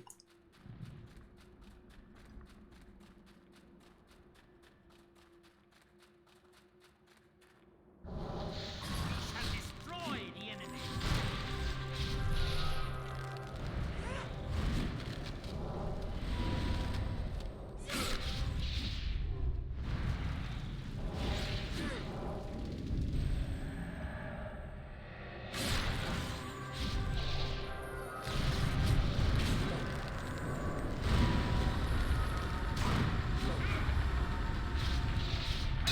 SOS group. Oh, damn it. I didn't scroll down here. Desire group looking for heals and more friends. Please intel. SOS group needs second healer and DPS to fill. No, doing SOS as a healer. We shall destroy the enemy.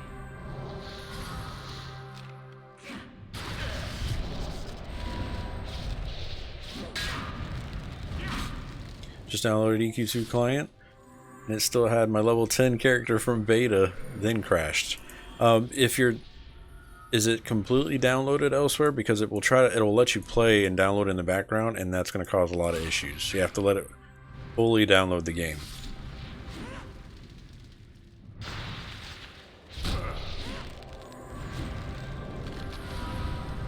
It'll tell you can play, but you have to make sure it's not downloading.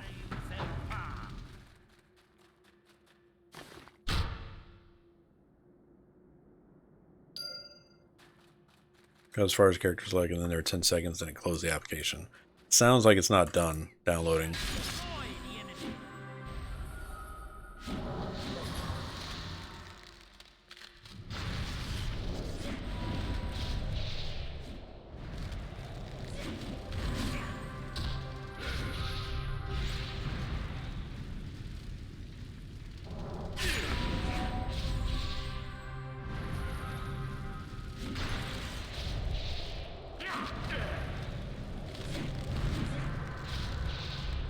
Your luck will only carry you so far.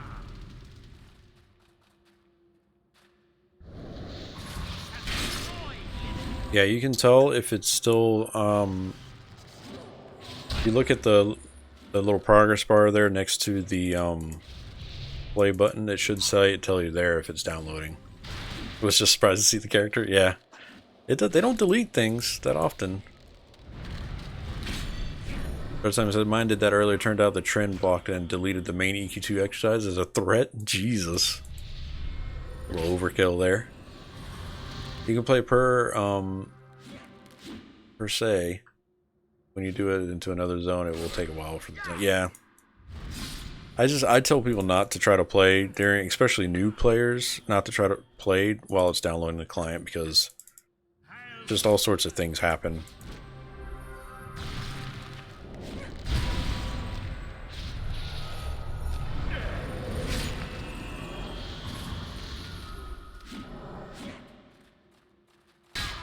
Yeah, you can run it in window mode.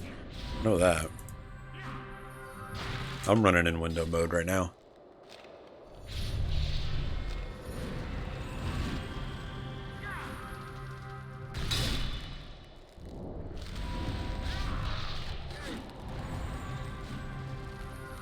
Do not celebrate the destruction of a weak.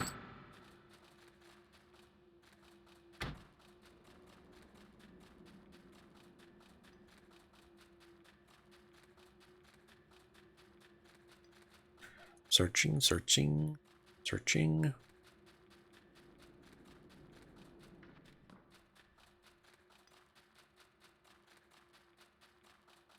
Yeah, that's probably your best bet. That's probably your best bet.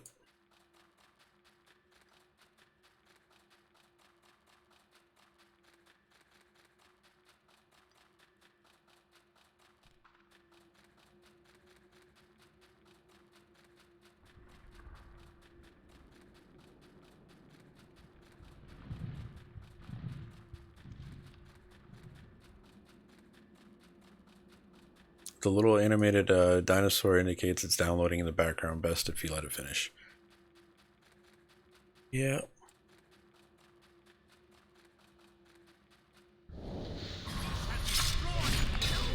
Guild Wars 2 has the same type of client updating system, but it works a lot better than EverQuest 2's version of it. I got you, Lance. Thank you, man. Have a good rest of your evening. Stay safe out there.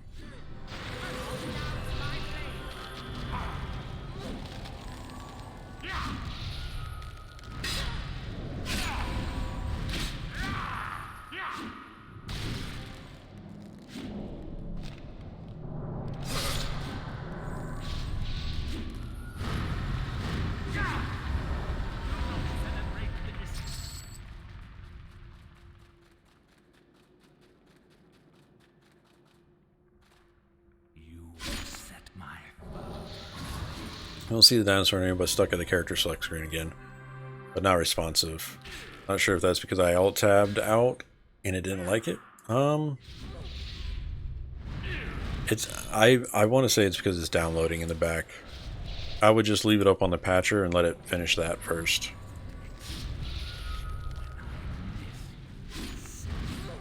I have a level 10 swashbuckler and a 1 character can't select yet. Yeah. We'll probably have 2 slots. If I remember right. I'm interested to see where they put your beta character at, though. Like what server it's on right now.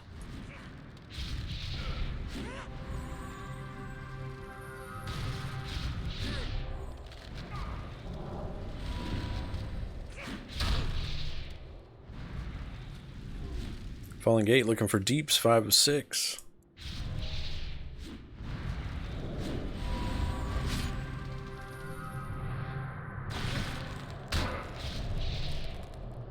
It's a lobby zone.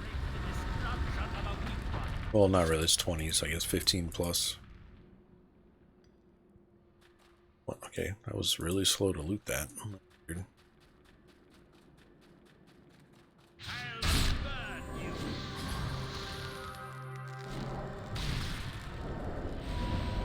The fear pants have struck again.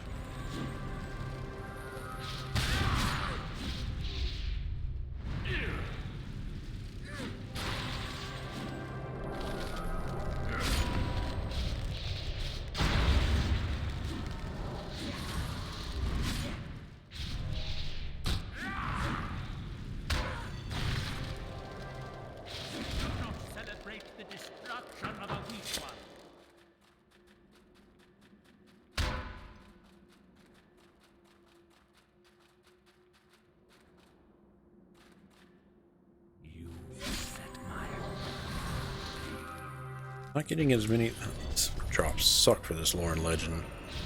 No wonder they're so damn expensive.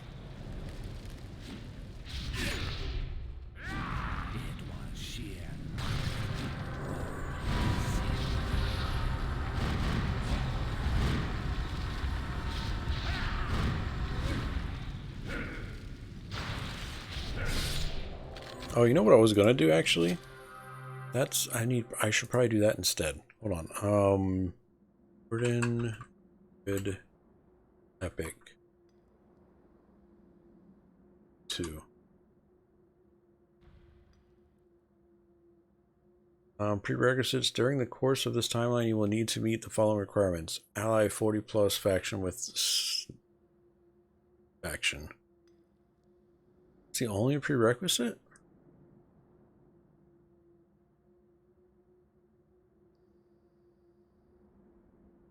That faction's gonna suck.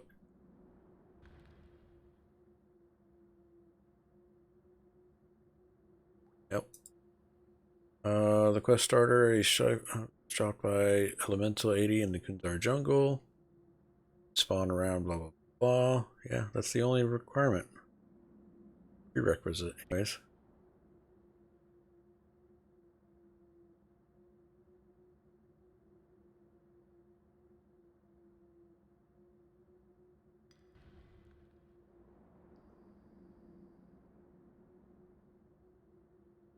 Everything else is done.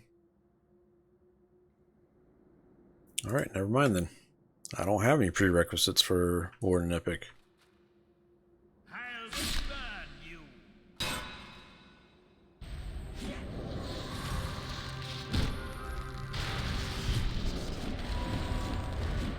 I was making sure I didn't have to like do some Shattered Lands questing to.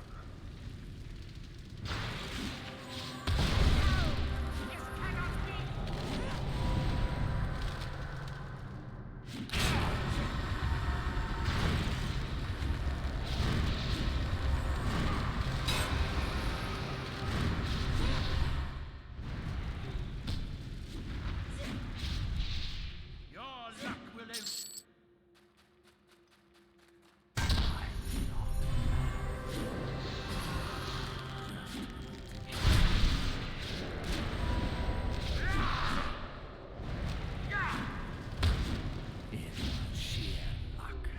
It's for sheer luck.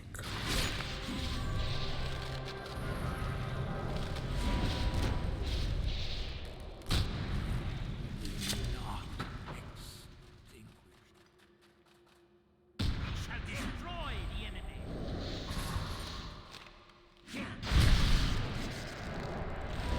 Shall we now? Mr. Black Fonzie, the launcher no longer downloads the full game. You need to click on the advanced tools on the bottom left of the launcher after you log in. But under the select game version, there will be a checkbox for full download. Didn't know that. I thought once you download the executable, it did its thing. You just have to leave it alone. And not hit the play button for a while. Elle says they just found that. Thank you, Mr. Black Fonzie. I appreciate that. Did I go LinkedIn? Hello? Weird. Just ran straight through that wall. Doesn't look like he's coming back. Interesting.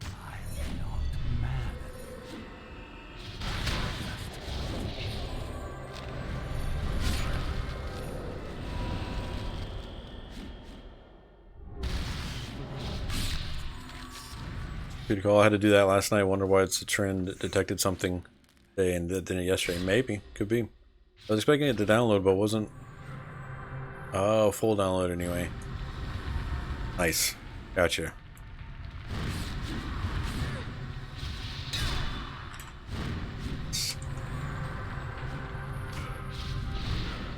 Do not celebrate the destruction of a weak one.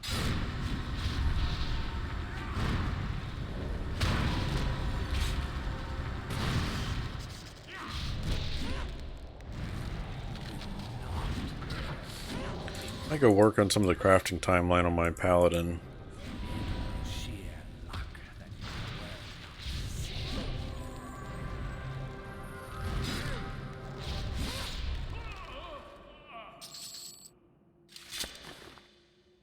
Hey, we got one piece. Fine, we'll keep plugging away.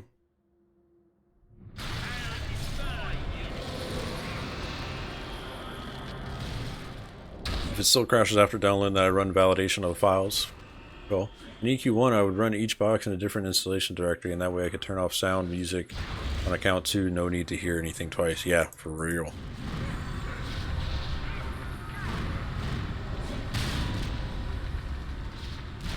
Celebrate the destruction of a weak one.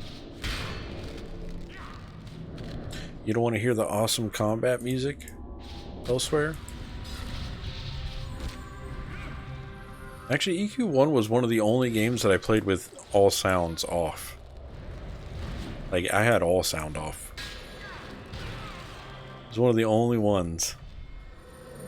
I don't think there's been any other game where I've played with everything on mute.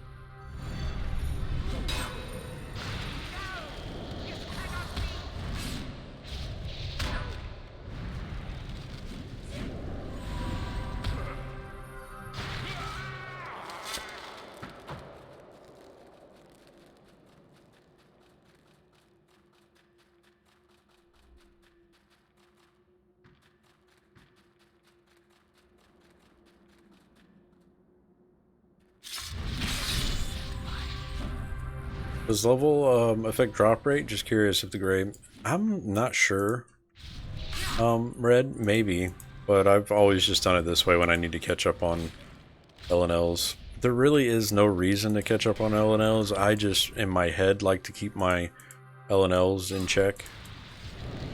Plus, when you look at your character sheet on that site, what's it called? EQ character search. On EQ2 Wire, you can search your characters there, and it tells you at the bottom if you've completed all your lore and legends, and I'm like, oh, I haven't completed all my lore and legends, so I always try to do them. I'm silly like that. Shall destroy the enemy.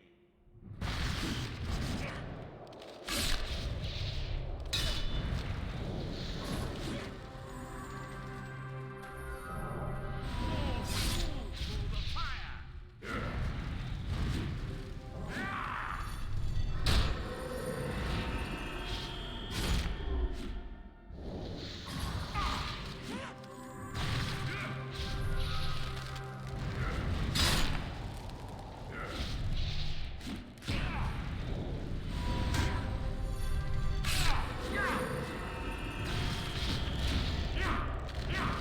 Just need 3 more updates.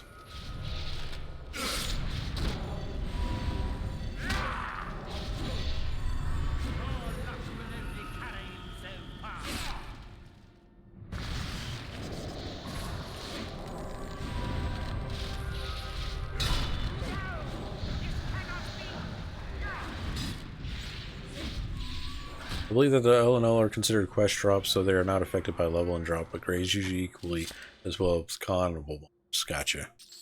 I mean, sometimes it feels like that. It's probably just something in my mind. There's probably no mechanic in the game that does that where it can tell what level you are, so it's going to lower the drop rate of them. But in my mind, I'm like, this is definitely going slower than it would be if I was at level. It's just all in your head.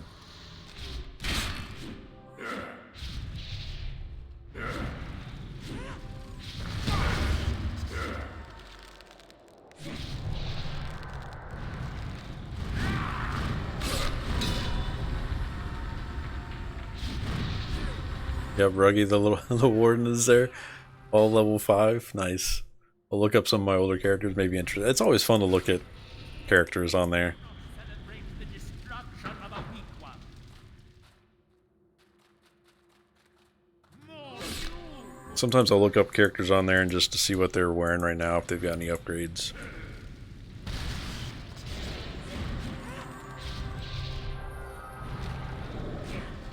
It's kind of stalkish, I guess.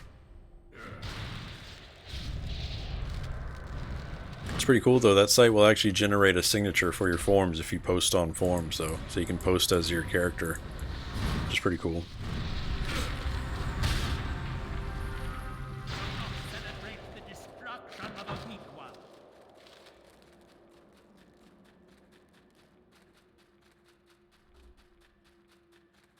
We shall destroy the enemy.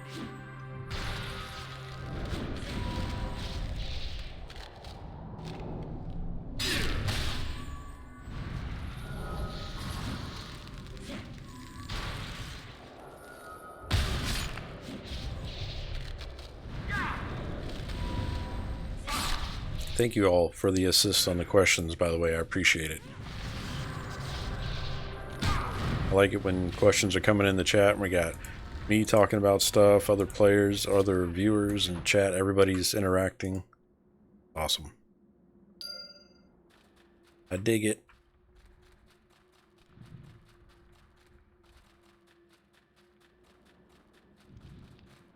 Why am I killing them? Yeah, I need them for the lore and legends updates. These things are so expensive on the broker, because normally I would just hit the broker and buy all the pieces I need.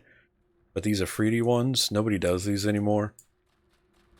And I'm not going to spend my 13 platinum on like 2 pieces. I'll just go farm them real quick. Sucks, but...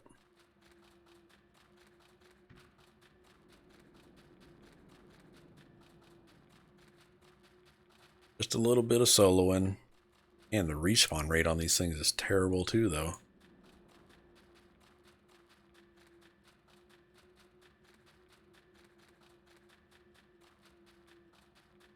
But I guess if you had the time, you could probably farm these and sell them on the broker. People would probably buy them up.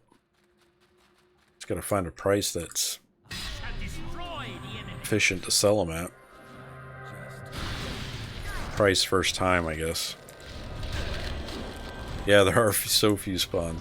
This one and the Degen lore and legend are always one of the last ones that I always do.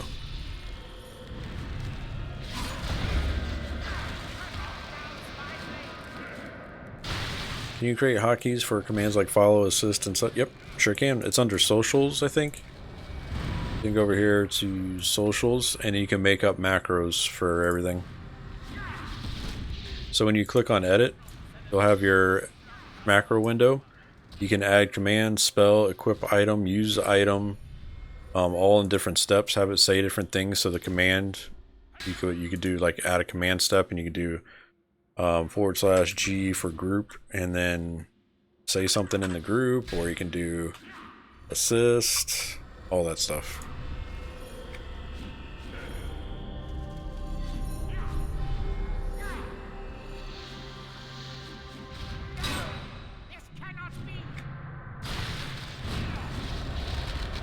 It's like EQ1, I could have a command which says assist tank, then cast. Yep.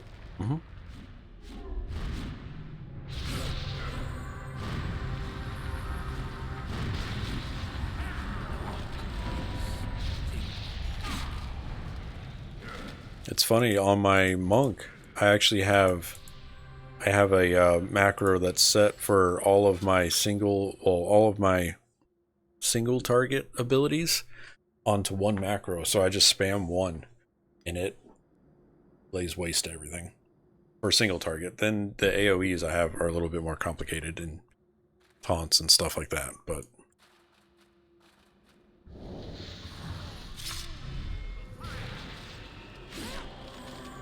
when boxing you can't play count 2 without them, yeah, for sure.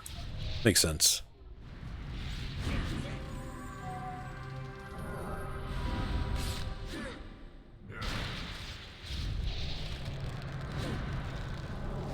I think I'll stick to Warden. A grind would be welcome with nothing better to do. Soup bowl is outside after rain here. Got North Florida, plus going out isn't the best idea at the moment. Yeah. Well, to some people, going out's not the best idea right now, but some people want everything just to go back to normal, even though it's not normal.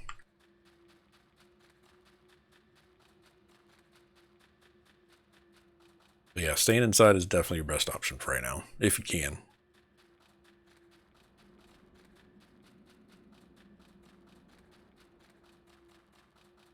But I'm in Central Florida. We shall destroy the enemy.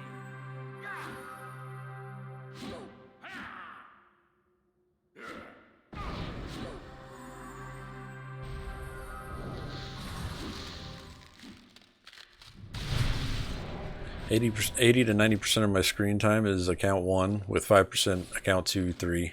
Each swap it to hit a hotkey and jump out again. Gotcha. Did you have you tried? You haven't got any game yet elsewhere, have you? I would say try it with EQ2 and let me know how that works. Had some dude ring my doorbell yesterday. I probably shouldn't have answered it. All up in my face trying to sell stuff. Yeah, you shouldn't have kept the door shut and talked through the door, Shiny. Don't need no door-to-door salesman in the pandemic.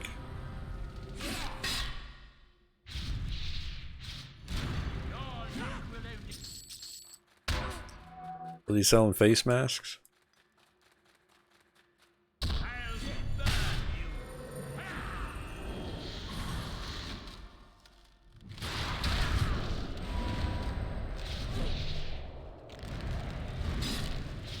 Real life question. Been working at a place for 20 plus years, moved into a new role, and I'm super bored.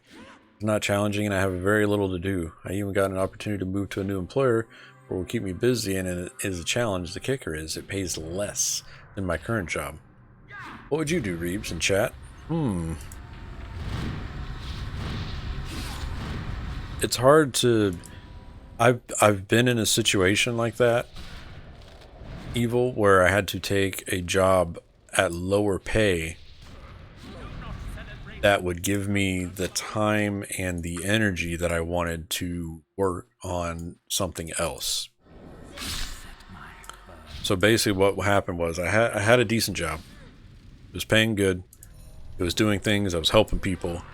But it got to the point where I didn't want to do it anymore, and I was miserable. There were days that I would go into the job and I would just sit in my car and be like, why the fuck am I doing this?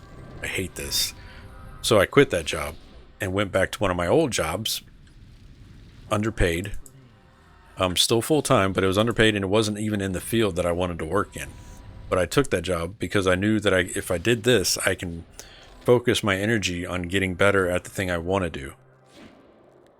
And then finally a job came around that was in the field and with the people that I wanted to work with. And that's where I'm at now.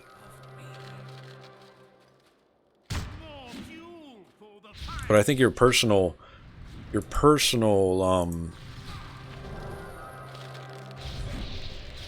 enjoyment and happiness has to be number one, regardless. If you're not happy, you're not going to do a good job. So you have to be happy with your job.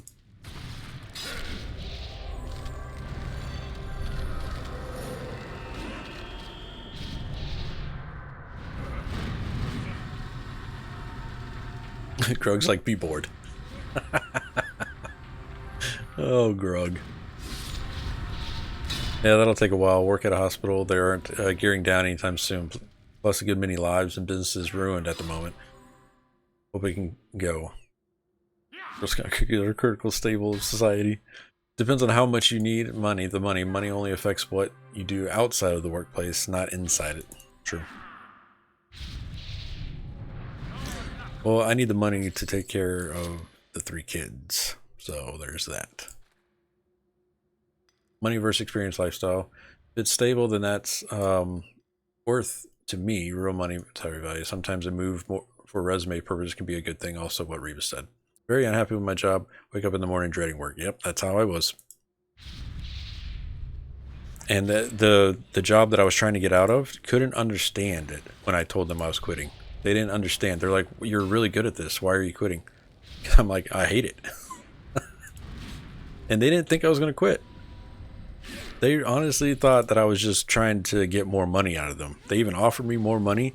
And I'm just like, no, it's not that's not the thing. Like, I want out of here. And one day I just called in. I told them I put my 2 weeks in, but I never went back. Just because I know they were going to do what they could to keep me there. And at some point, I'd probably just mentally break down and stay there. And I was like, no, I just got to stop. And I explained that to the employer I was going back to. I'm like, hey, listen, this is a stepping stone, all right? This is a stable job. I can do this job and I'll do what you need from me. But know that it's just to get me back to where I need to reset my career path. And that's why I'm here. And they understood that. And they handled everything good. Because I'm like, I told them as soon as something else opens up that's in the field that I want to be and they offer them the money I need, then I'm going to take that job. And they were cool with that. So everything worked out. But I was lucky too. So a lot of luck involved sometimes.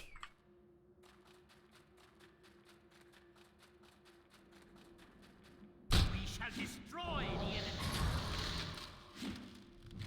So what you said, Reeves, is where I'm at mentally. Yeah, man. It's rough, dude.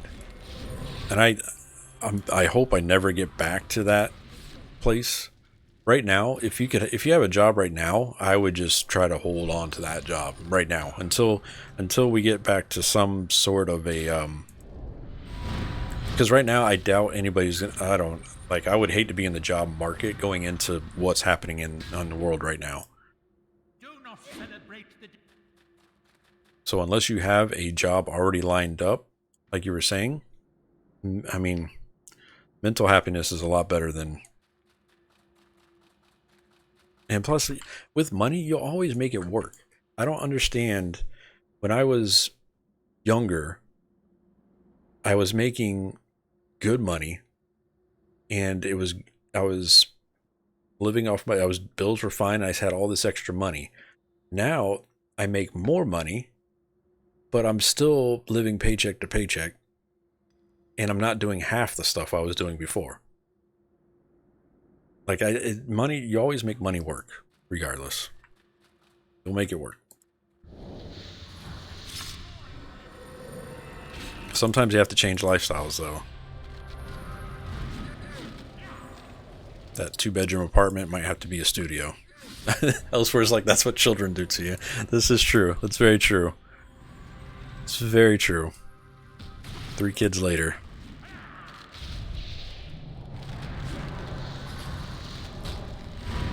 No problem, evil kid. Focus on yourself, though, too, man. You gotta make sure you're happy. If you're not happy, then you gotta do something that's gonna change. You gotta change up something to get in that happy zone again.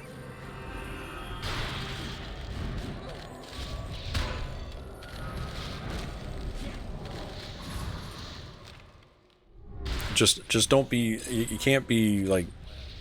You want to have, like, if you're gonna quit your current job, make sure you have that job.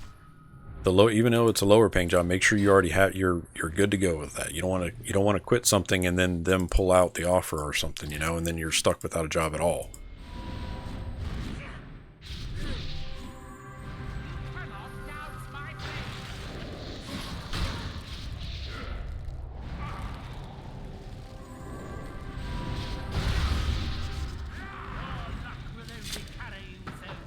I haven't got any more pieces here. I need 2 more. I need a lamp and an oily essence.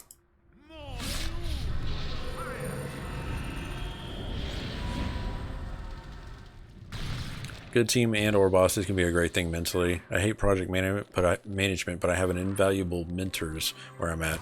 Been stayed at for 15 years. Can't predict what's going into a new place, so I'll listen to your gut. Yeah. Yeah, that's for sure. People you have to be happy with the people you're working with too.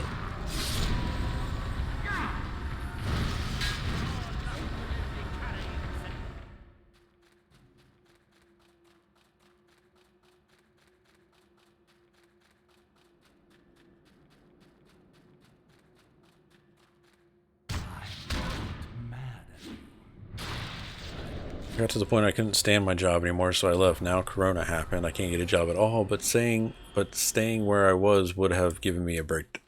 Yeah, true.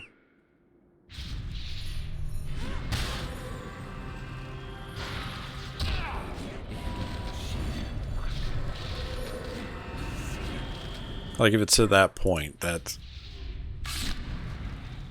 Yeah.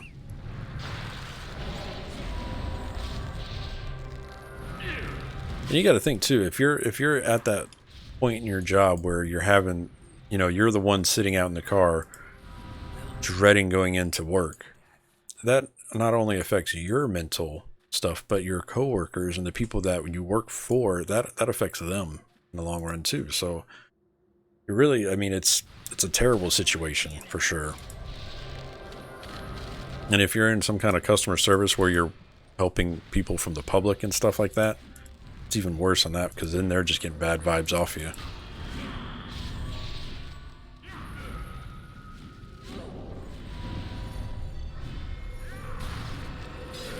Those were something you could have, yeah. Stockpile two years of rent bills for this situation, so I don't have any financial. That's awesome. See, that's my next thing. Right now we have this big purchase with the house right now that, we close on the house Monday. So we're using a lot of our savings on that.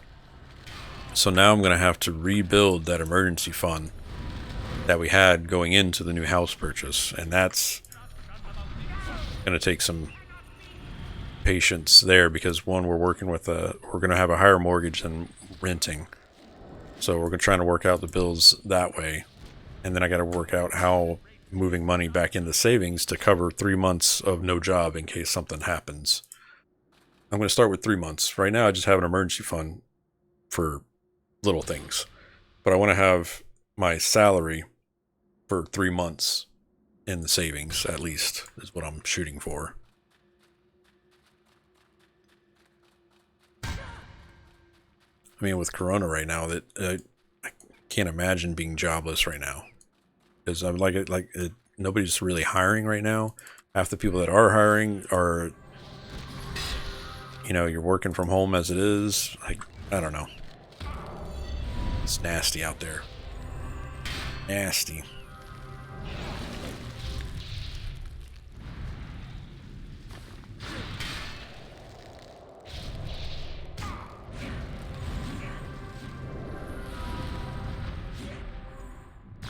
Celebrate the destruction of Aoeinc. Got a shackle. That's a good broker item to sell there.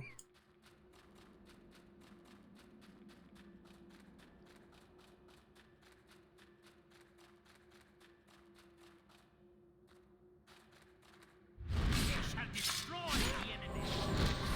Strangely though, my biggest concern is becoming unemployable. Yeah, mental health, self-worth is sliding, but at least I won't be homeless for 6 to 9 months. Yeah, for sure.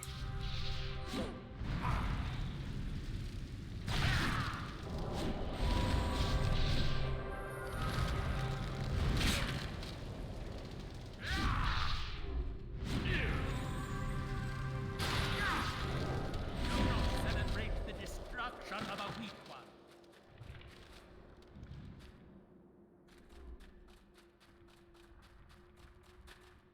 I don't think there's any more out here. Let me just take a quick glance. Yeah, these are all golems.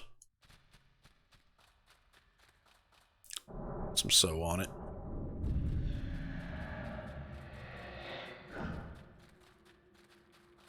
And this way just goes back to the worms. Let's do a quick track. I don't think there's anything.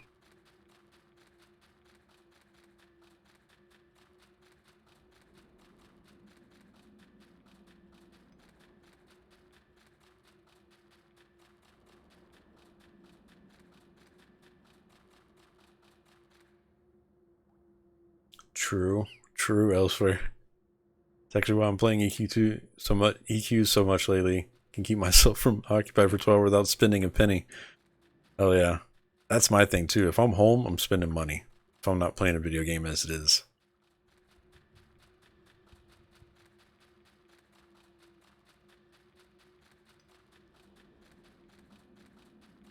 So in a way, video games and MMOs save me money. Like a self-imposed budget.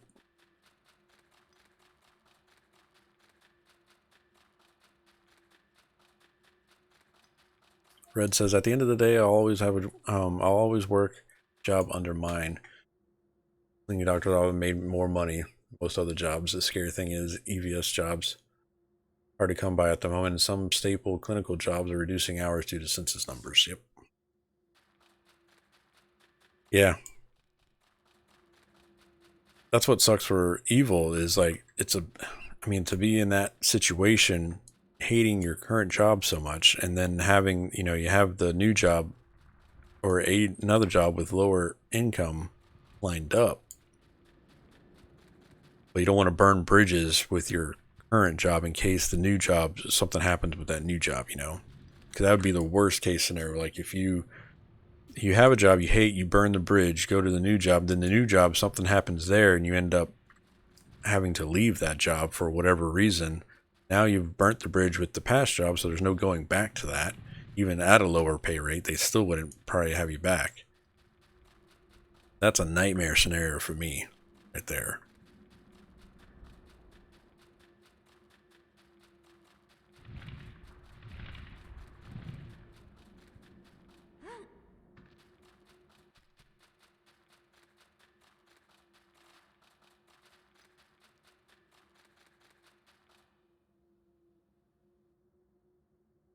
Skeletor's Daddy, what's going on? Happy Saturday. What do you think of Human Assassin?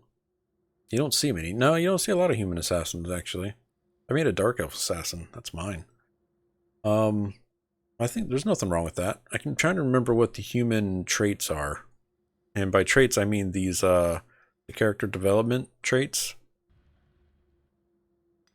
I think a lot of people underappreciate some of these your race traits. Like I'm almost thinking like a Kieran assassin might be pretty cool.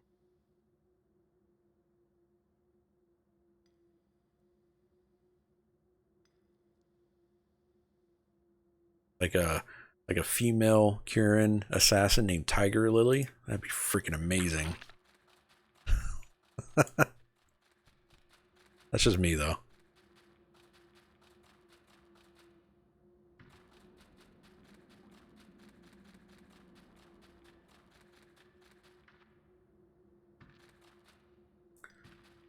Oh, Efreetis, where are you? Not on track.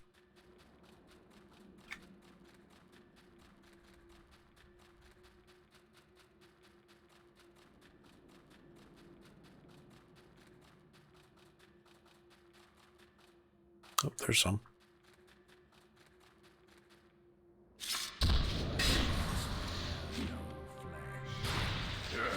It sucks for employees, employers, when it seems like everything is...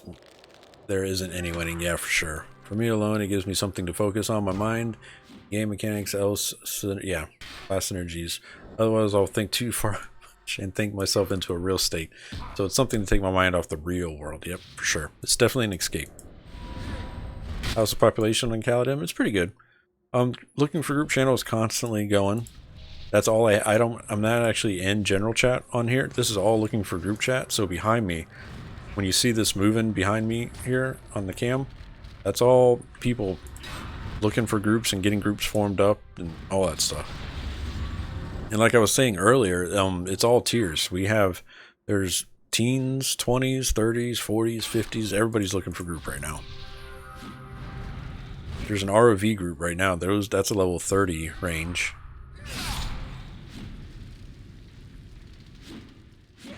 Even though I'm not sure why they're doing ROV over Crushbone, but whatever. Oh yeah, for sure, Skeletor. Like having, yeah, for non-gamers right now, man, what are you doing? Puzzles? Just puzzles and board games? I guess, well, you can be a gamer and like board games. Give them that. Netflix. Lots of Netflix and TV series being watched. Books, yeah. I bought September Girl a shirt from T-Fury. It's a Harry Potter shirt, but it says, I like big books. I laughed pretty hard when I saw it. I was like, that's definitely for September Girl. She's a librarian, so.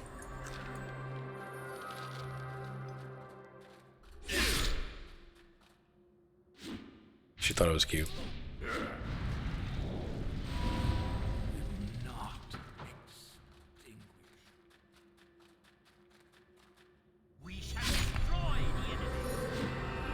Been meaning to read it for 2 months or for about 6 months now, so I'll get on that. Yeah, I'm not much of a reader myself. I listen to audiobooks. I'd rather listen to them, I should say, than read them. But if I'm at the beach, which we can't be at the beach right now, but if I was at the beach, I read there. I like reading on the beach.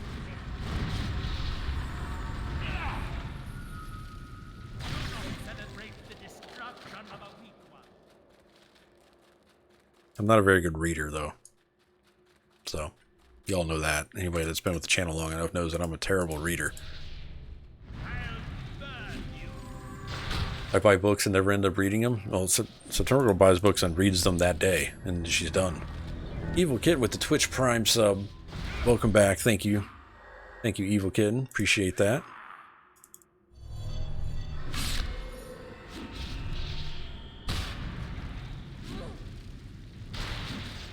September Girl's a fast reader. She reads super fast. She's also in a book club, so she has to read a book like once a week for sure, because they talk about it on Tuesday nights, which they haven't been doing that actually. But she's all about it. a Wheel of Time, but fuck me, it's hard to get into. The last book I read was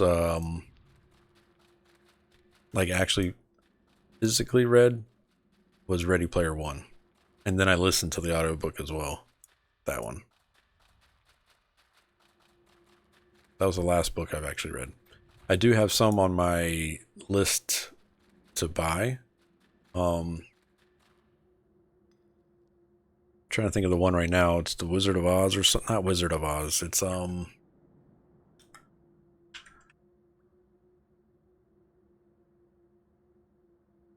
called.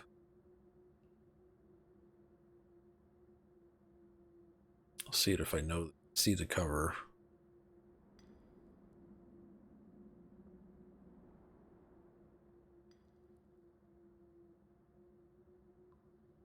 Let me find the list. Hold on.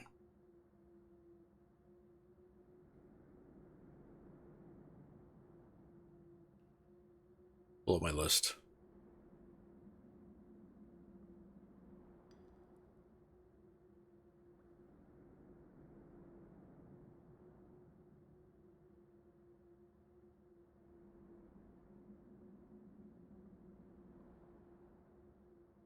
That.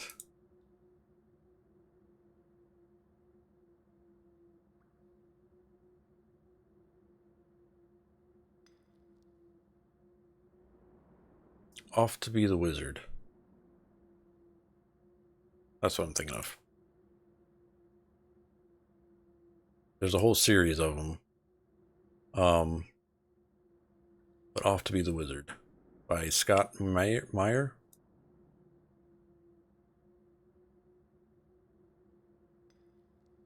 These. I want to read these.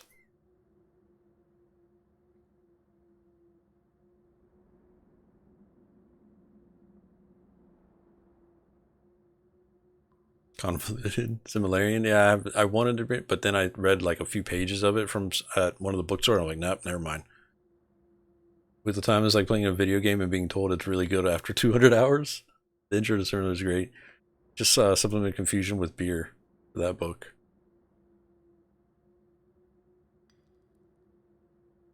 Evil Kitten says, thanks for streaming, Ruse. You're one of the great ones, man. I enjoy your content. Thank you, Evil Kitten. I appreciate that.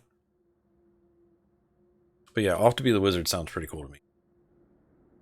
I need to get on that.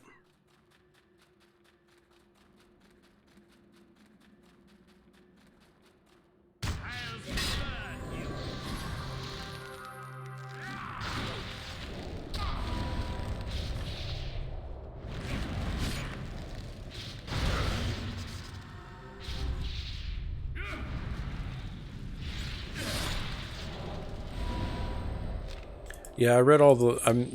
I read those. I didn't read. I read through The Hobbit and then I read The Lord of the Rings. I actually read them backwards though. So I read Lord of the Rings and then I went back and read The Hobbit.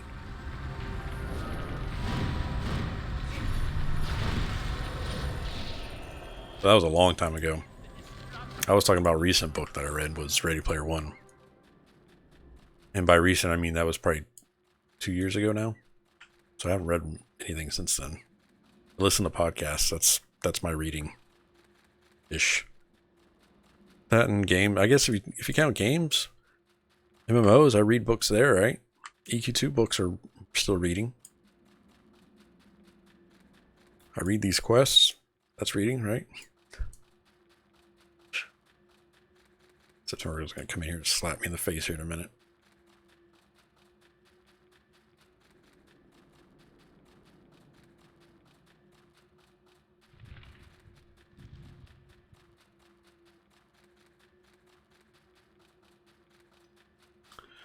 All right, where I'm missing a turn here because it wasn't this much downtime.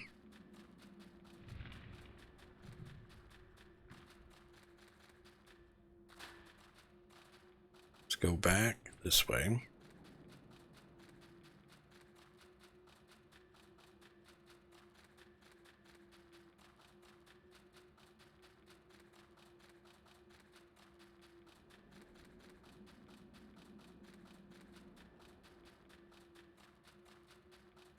Then go up. That's where we're missing it.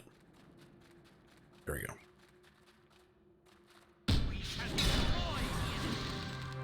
One thing I like about the books is crazy visuals make up in your head. That's a trip, yeah.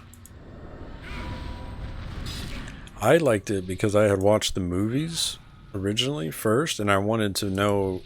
So Lord of the Rings came out in the movie theaters. I forget what year. That's what got me into that universe, and I started reading the books because I wanted to know how the series ended. So I was reading the books. I would read each book before the next movie came out. So, and it was weird too because it was weird seeing it in person, like on somebody's, in the way that somebody wanted you to see it on the screen was different than what I pictured in my head, and that was very strange for me.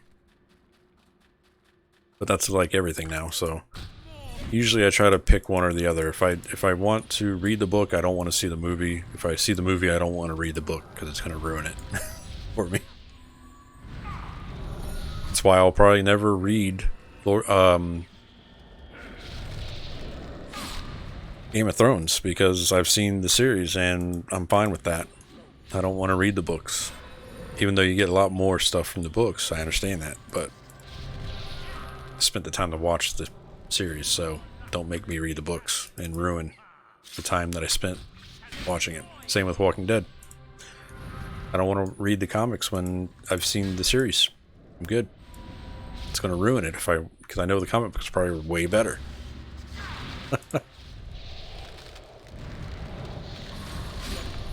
I enjoy learning about all the small things in Lord of the Rings compared to the similarity, and everything seems to be on such a cosmic scale, but I guess that's the point when yeah. Not to be a hipster, but I read the Song of Ice and Fire, Game of Thrones before the series, and my imaginary was so much different. Yeah, I heard that a lot actually, though. There was a few people, co-workers, that were reading Song of Ice and Fire at the time, well, before Game of Thrones, and they were just not. They were pretty weirded out by how everything was on screen.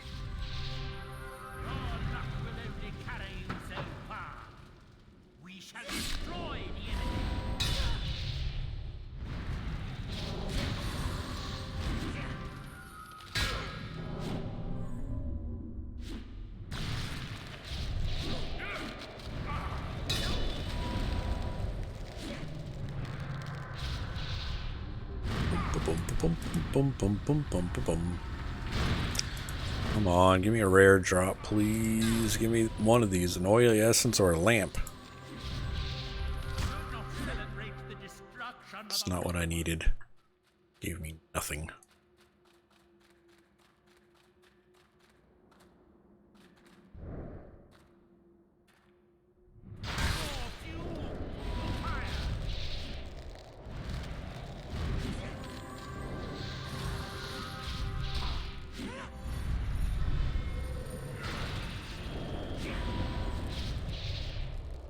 Thank you guys for stopping by the channel today. I appreciate it. Hope everybody is having a great Saturday. As they say, a picture paints 1,000 words. God, I remember now. I have a collection problem with shinies. I have to get them. I have to collect them all, man. Yeah, my collection quest log. There's 100 and I have a total of 137 discovered collections. I've only completed 24 of them.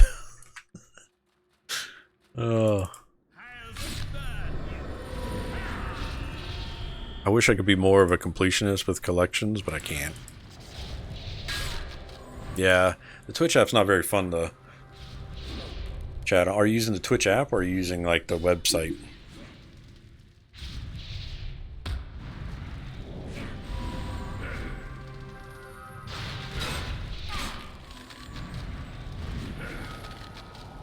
The app, yeah. If I could recommend a book it would be The Shining. A little mind fuck. Thought I was going crazy while reading it. Off the book subject, the show Legion, that will make you go crazy. If you haven't seen it yet, it's very trippy for a X-Men verse TV show. Yeah, Legion. I like it. It's just, it's too far out there for me. I'm on the most recent season and I can't keep watching it right now because I feel like I start drooling on myself. It's on FX.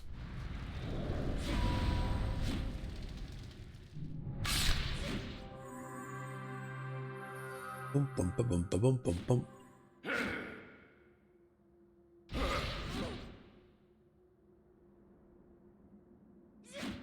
It's basically about Xavier's. Well, I don't want to go too far into that, but it's kind of spoilery. But it involves the X-Men universe. I guess it's on Fox. I guess it'd be the network, sorry. I said FX, but that's because I always see FX stuff. But it's very trippy. Yeah, elsewhere, Thargoiden is the only EU-based server.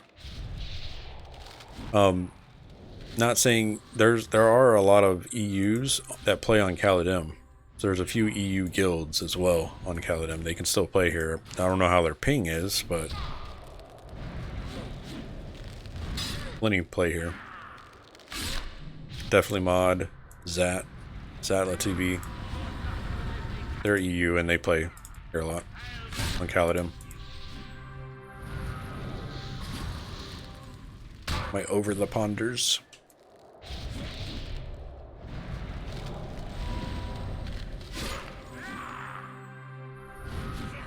I run Fiona Vale.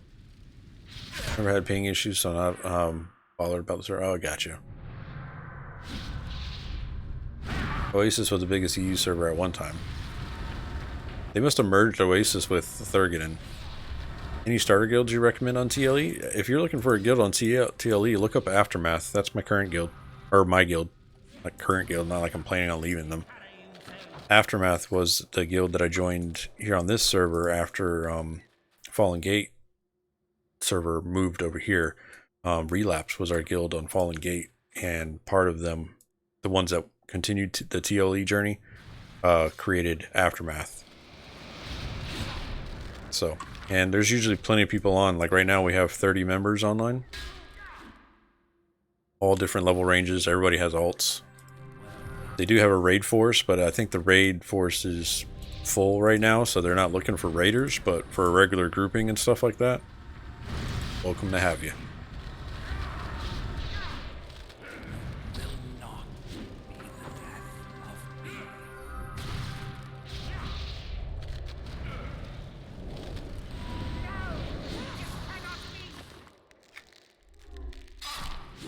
Does Aftermath have any connection to P99 guild of the same name? Not that I know of. But I know I know a lot of people, because of Discord, I know that a lot of people play other games, so I don't know if any of them are involved with that one or not.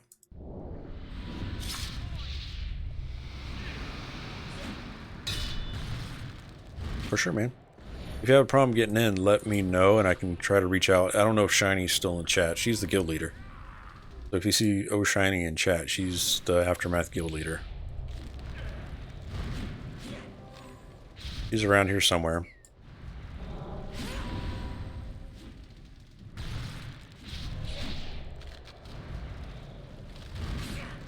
One of the officers might want to talk to you or chat with you just to confirm you're a cool person. But other than that, alright.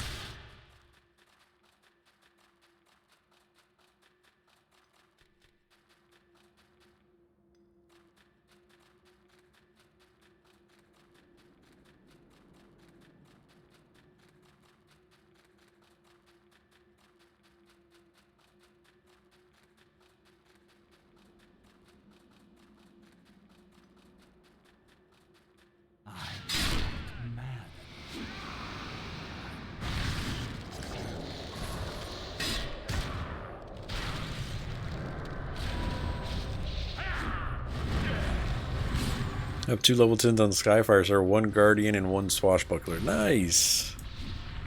I have characters on Skyfire. I originally was on Permafrost, was my original server.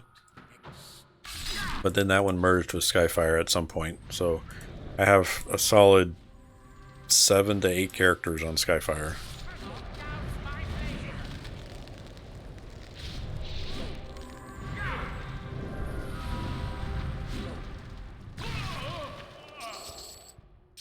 Come on.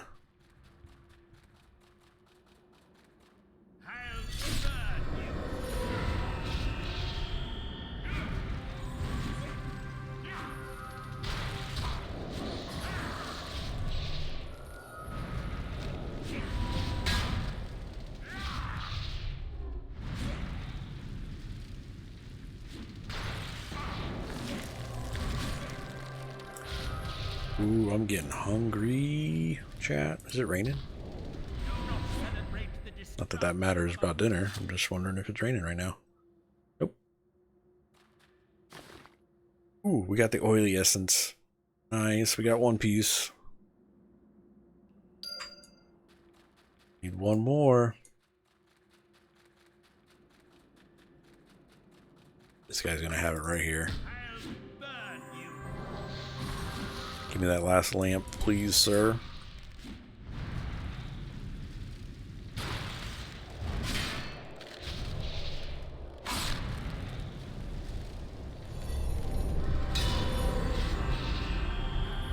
Probably not the best idea to start playing at 9 p.m. Otherwise, we'll be way past midnight. Might be better to leave it tomorrow. I mean, you can get your character created elsewhere, at least. You can get into the game. Or, I mean, if you're going to start off with one of your level 10s, then yeah, it might be better. They'll just suck you in and you'll never log off.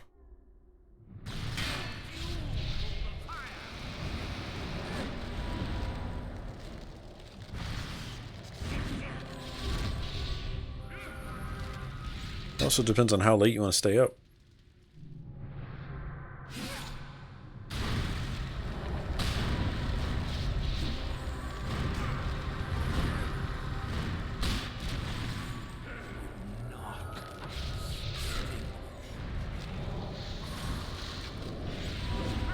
Alright, this last piece has got to be in this room.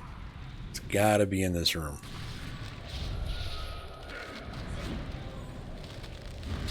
Do not celebrate the destruction of a weak one. I'm mad. Elsewhere says, not sure if this happens to anyone else, but I start playing a new game and have real trouble sleeping as mentally I can't switch it off. No, that happens to me. Yep, constantly thinking about new games. Sometimes when I can't sleep, though, I will try to focus on one thing, and that's usually a game, and I'll try to, focus on how I want to change something up, and then that ends up slowly drifting me into sleep.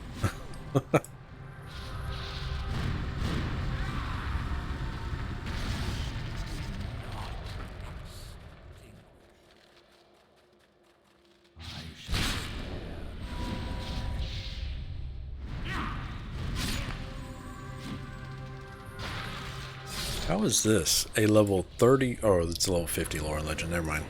I thought it said 30 something. I was like, how is this a level 30 lore and legend?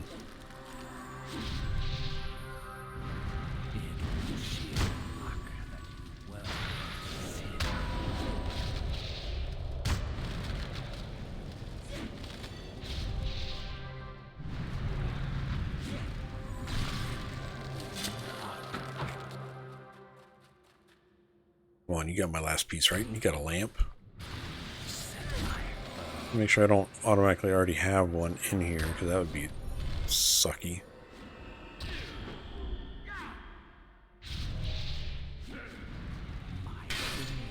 Yeah, so you get a pretty nice experience and discovery boost with L&Ls.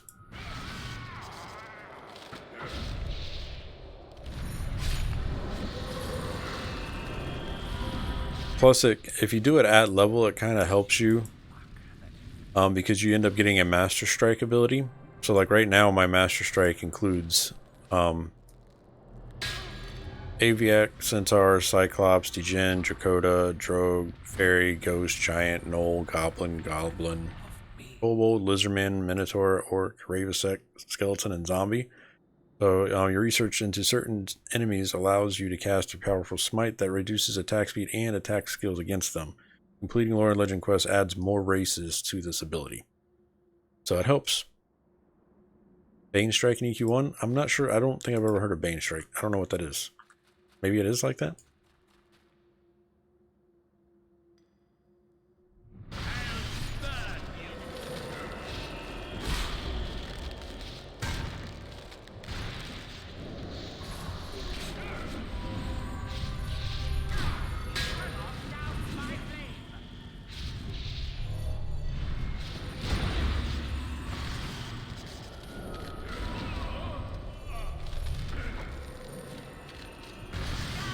It's like a DD proc every X seconds. Once you qualify for that creature type. Sounds like it.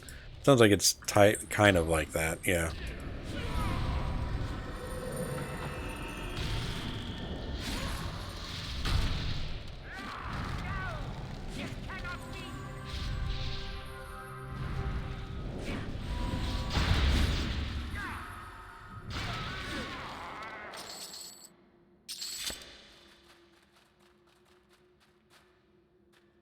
I think you get a title too if you complete them all, like Lore Seeker or something like that. I think. I might be wrong on that.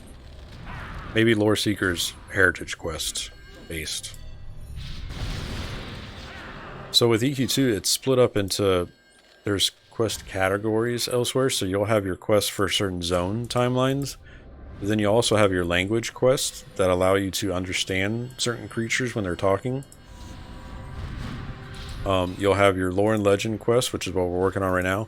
Miscellaneous. I'm not sure what qualifies for miscellaneous quests these days. I don't know why that's even a type of quest, but it is.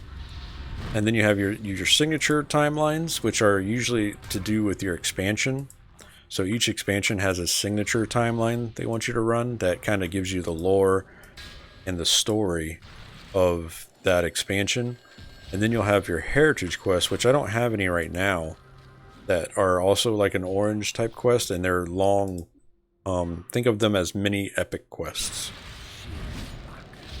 and they're usually some type of reward that is like one of the rewards for there's like a bag of sown evil eye is one heritage quest item. A bag of tinkerers is another heritage quest item.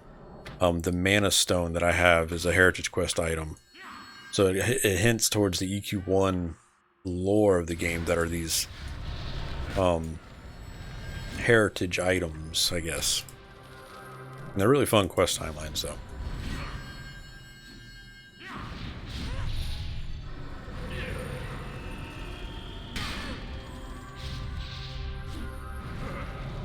Some of them can be really annoying, but they're worth it.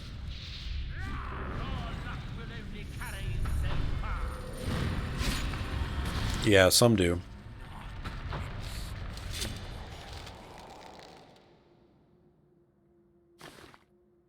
Oh, I got excited there when I saw that he was lootable. I was like, yay, no. Fail.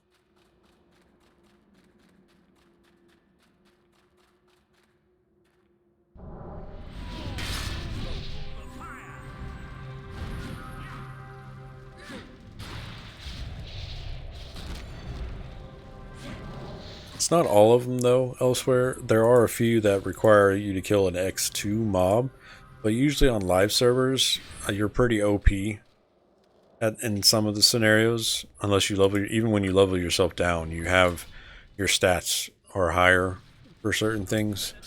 So it's not like you can replay the original content the way it was originally played, because your gear's better, stats are different, mechanics have changed, stuff like that. So sometimes you can complete that without actually needing a full raid to do it. But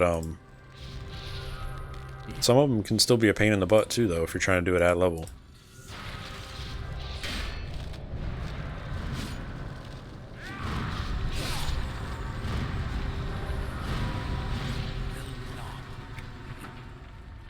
They try to keep everything, you know, challenging, but some of the older content just isn't challenging anymore. Not saying it's all one shot. Now, if you go in at like level 100 and you're trying to do a level 30 zone, of course you're going to be one-shotting everything.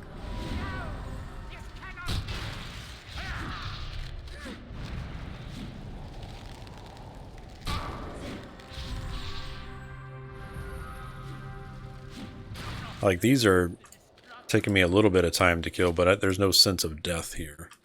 These are 20 levels below me.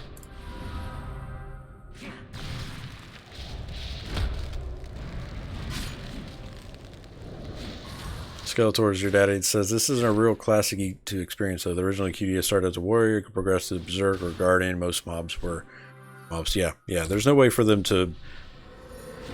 I mean, there is a way for them to rebuild that content, but they don't have the manpower and the... I don't even know if they still have some of that old code somewhere for them to be able to do that. They would like, if they brought back the class pathing stuff, Skeletor, then I would like for them to bring back the reagent crafting system as well, where you had to craft your hilts and your things for weapons and armor, where you had to rely on other jobs to build things for you. I'd like for that to come back in the EQ2. But there's no way they would have to recode the entire system.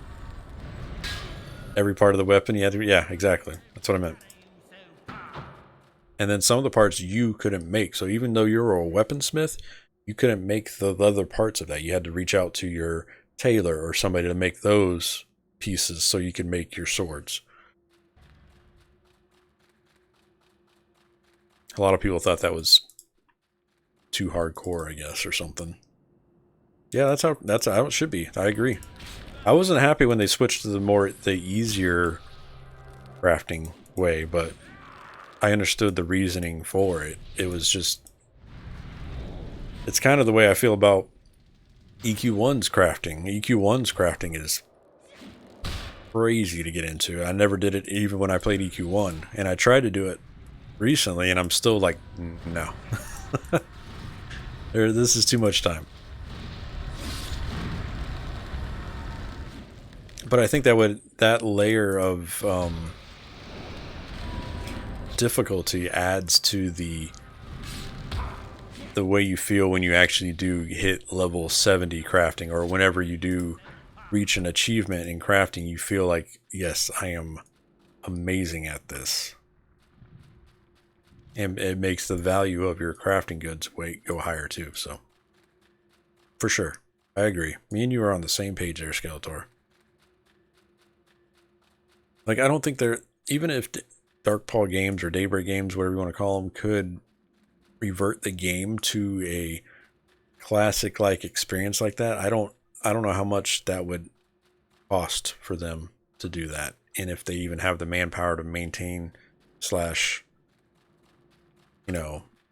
manage that kind of scenario. I'm not a game developer, so I don't know what's involved with that, but I don't foresee them ever being able to do that. This is the closest thing they can do without making it a separate game altogether.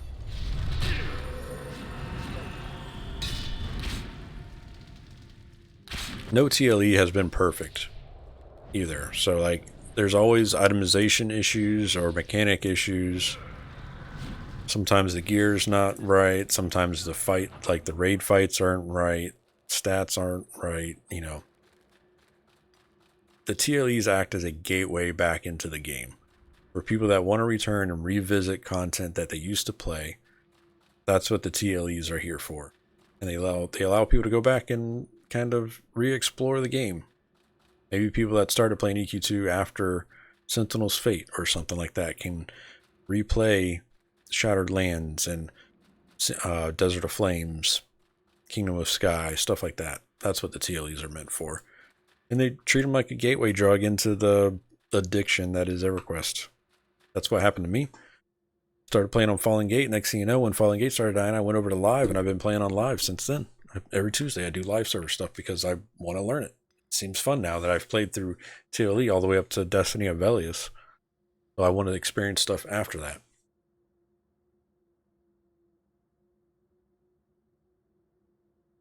I remember crafting the Star Wars Galaxy. You nearly need an engineering degree. Yeah, for sure. What game was it? I think Black Desert Online is it's simple, but also like if you're trying to figure out like the trade routes and or the worker system in Black Desert Online can be kind of daunting. That's the same way I feel about that.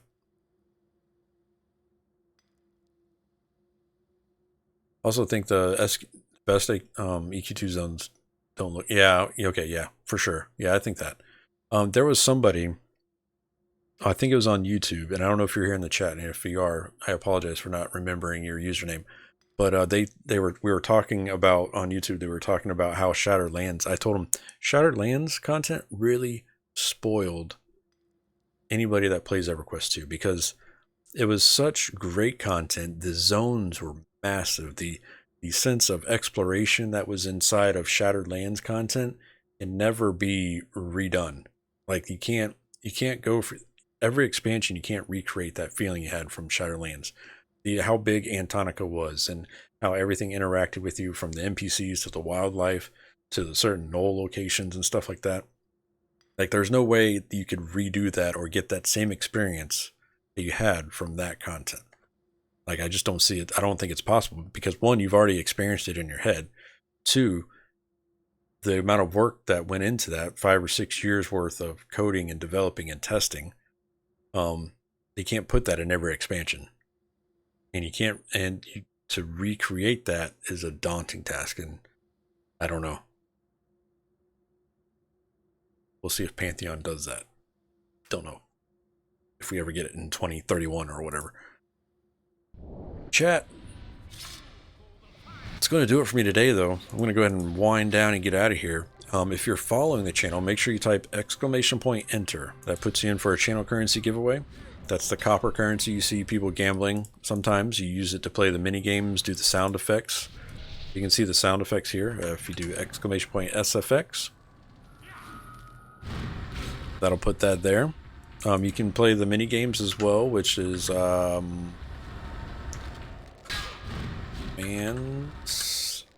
we go. So we got pickup group, we got duel, we got brawl, we got roll dice, and we got slots. You can also purchase VIP access to the channel when you have 75,000. Hell yeah, that's what I'm talking about. Got the last piece on the last mob, chat, that I was going to do before I logged out. Look at that. It's like the game was watching me. It was like, oh, Revis is about to log out. Let's go ahead and let him finish that quest he was working on for the past hour and a half. What's up, Lai? Lai's entered the giveaway. Sorry, Lai, but I'm getting out of here, man. You're coming in at the end of the stream. Sorry, dude. Thank you all for hanging out with me today. I appreciate it. I got to get some dinner going. Kids are probably starving. I'm starving. If I'm starving, the kids are definitely starving. Shiny's entered the giveaway. Elsewhere's entered the giveaway. Lie. Jeez, man. Evil's entered the giveaway. No problem, Shiny. Hey, Shiny, we have a few people here that might be starting on TLE soon. So there might be some Aftermath officers getting tells soon. I told them to look up Aftermath. And I told them to let whoever they talk to know that they're from Revis' stream. So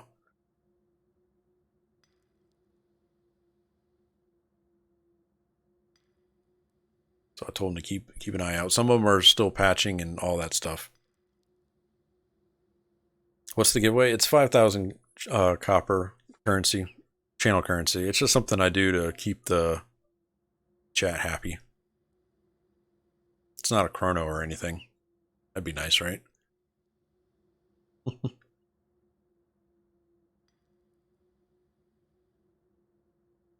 Even though when I do reach my my video card goal, I'll be doing a $50 Steam gift card giveaway when I hit that. So, and I'll let everybody know. And when I do hit that goal, I'm going to give it like a 2 weeks period before I do the Steam card giveaway, so everybody knows. I'll put it in chat and on the channel so you know when to be here for that type of thing. With the giveaways, I try to give as many people as possible a chance at winning giveaways, so there's no paywall for the giveaway or anything like that. Just gotta be following the stream. No, Reeves can't get out of the basket. Alright, let's see who won the channel currency giveaway. We have 2, 4, 6 people in the channel currency giveaway. I'm going to go ahead and close that up. And we're going to pick a winner. Grug, I swear you have like got into the bot. He's won the last 3 channel currency giveaway. I mean, granted, the man's poor right now. My account just hit 6,000 days. Nice. But Grug has won the past 3 currency giveaways, I think. Give at Grug 5,000 copper. It's coming. Hold on. There you go.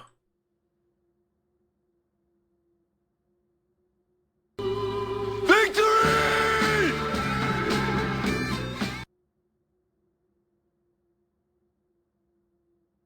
How much copper do you have right now? Oh, he's got 100 or 11,000. Making my way back. There you go. Oh yeah. And for everybody that has been watching, here you go. 217 copper out to you as well. Just bought everybody around. What's up, Dark?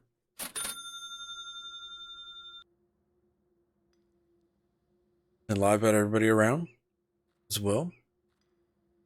Thank you, thank you, thank you. But alright guys, I'm going to get out of here. Y'all have a good rest of your evening. Stay safe out there. Make sure you're washing your hands, all that fun stuff. Be good humans, okay? We'll be back tomorrow, probably about the same time. I'm going to shoot for 2 p.m. Eastern. Run another hunters group and then go from there. Thank you all for the questions. Thank you elsewhere. I appreciate the chat, man. Thank you. Evil, have a good one, man. Be good. Good vibes. Good vibes going out. Let's go ahead and see the credits today, chat.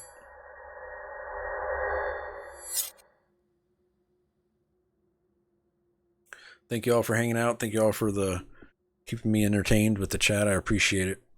Makes things go by really well when the chat's moving. We got new followers today. We got Avet is back, or Avet is back. Welcome to the following. Welcome to the community. Epic Dose Gaming with the resub and Evil Kitten with the Twitch Prime sub. What's going on? Thank you for the continued support, everybody. I appreciate that. I said, what? You'll put this away, Sean? Jeez. Clyde's like ready to party. Ready to party. Alright guys, y'all have a good Saturday night and I'll see you tomorrow. Thank you everybody. I'll watch a VOD, no problem.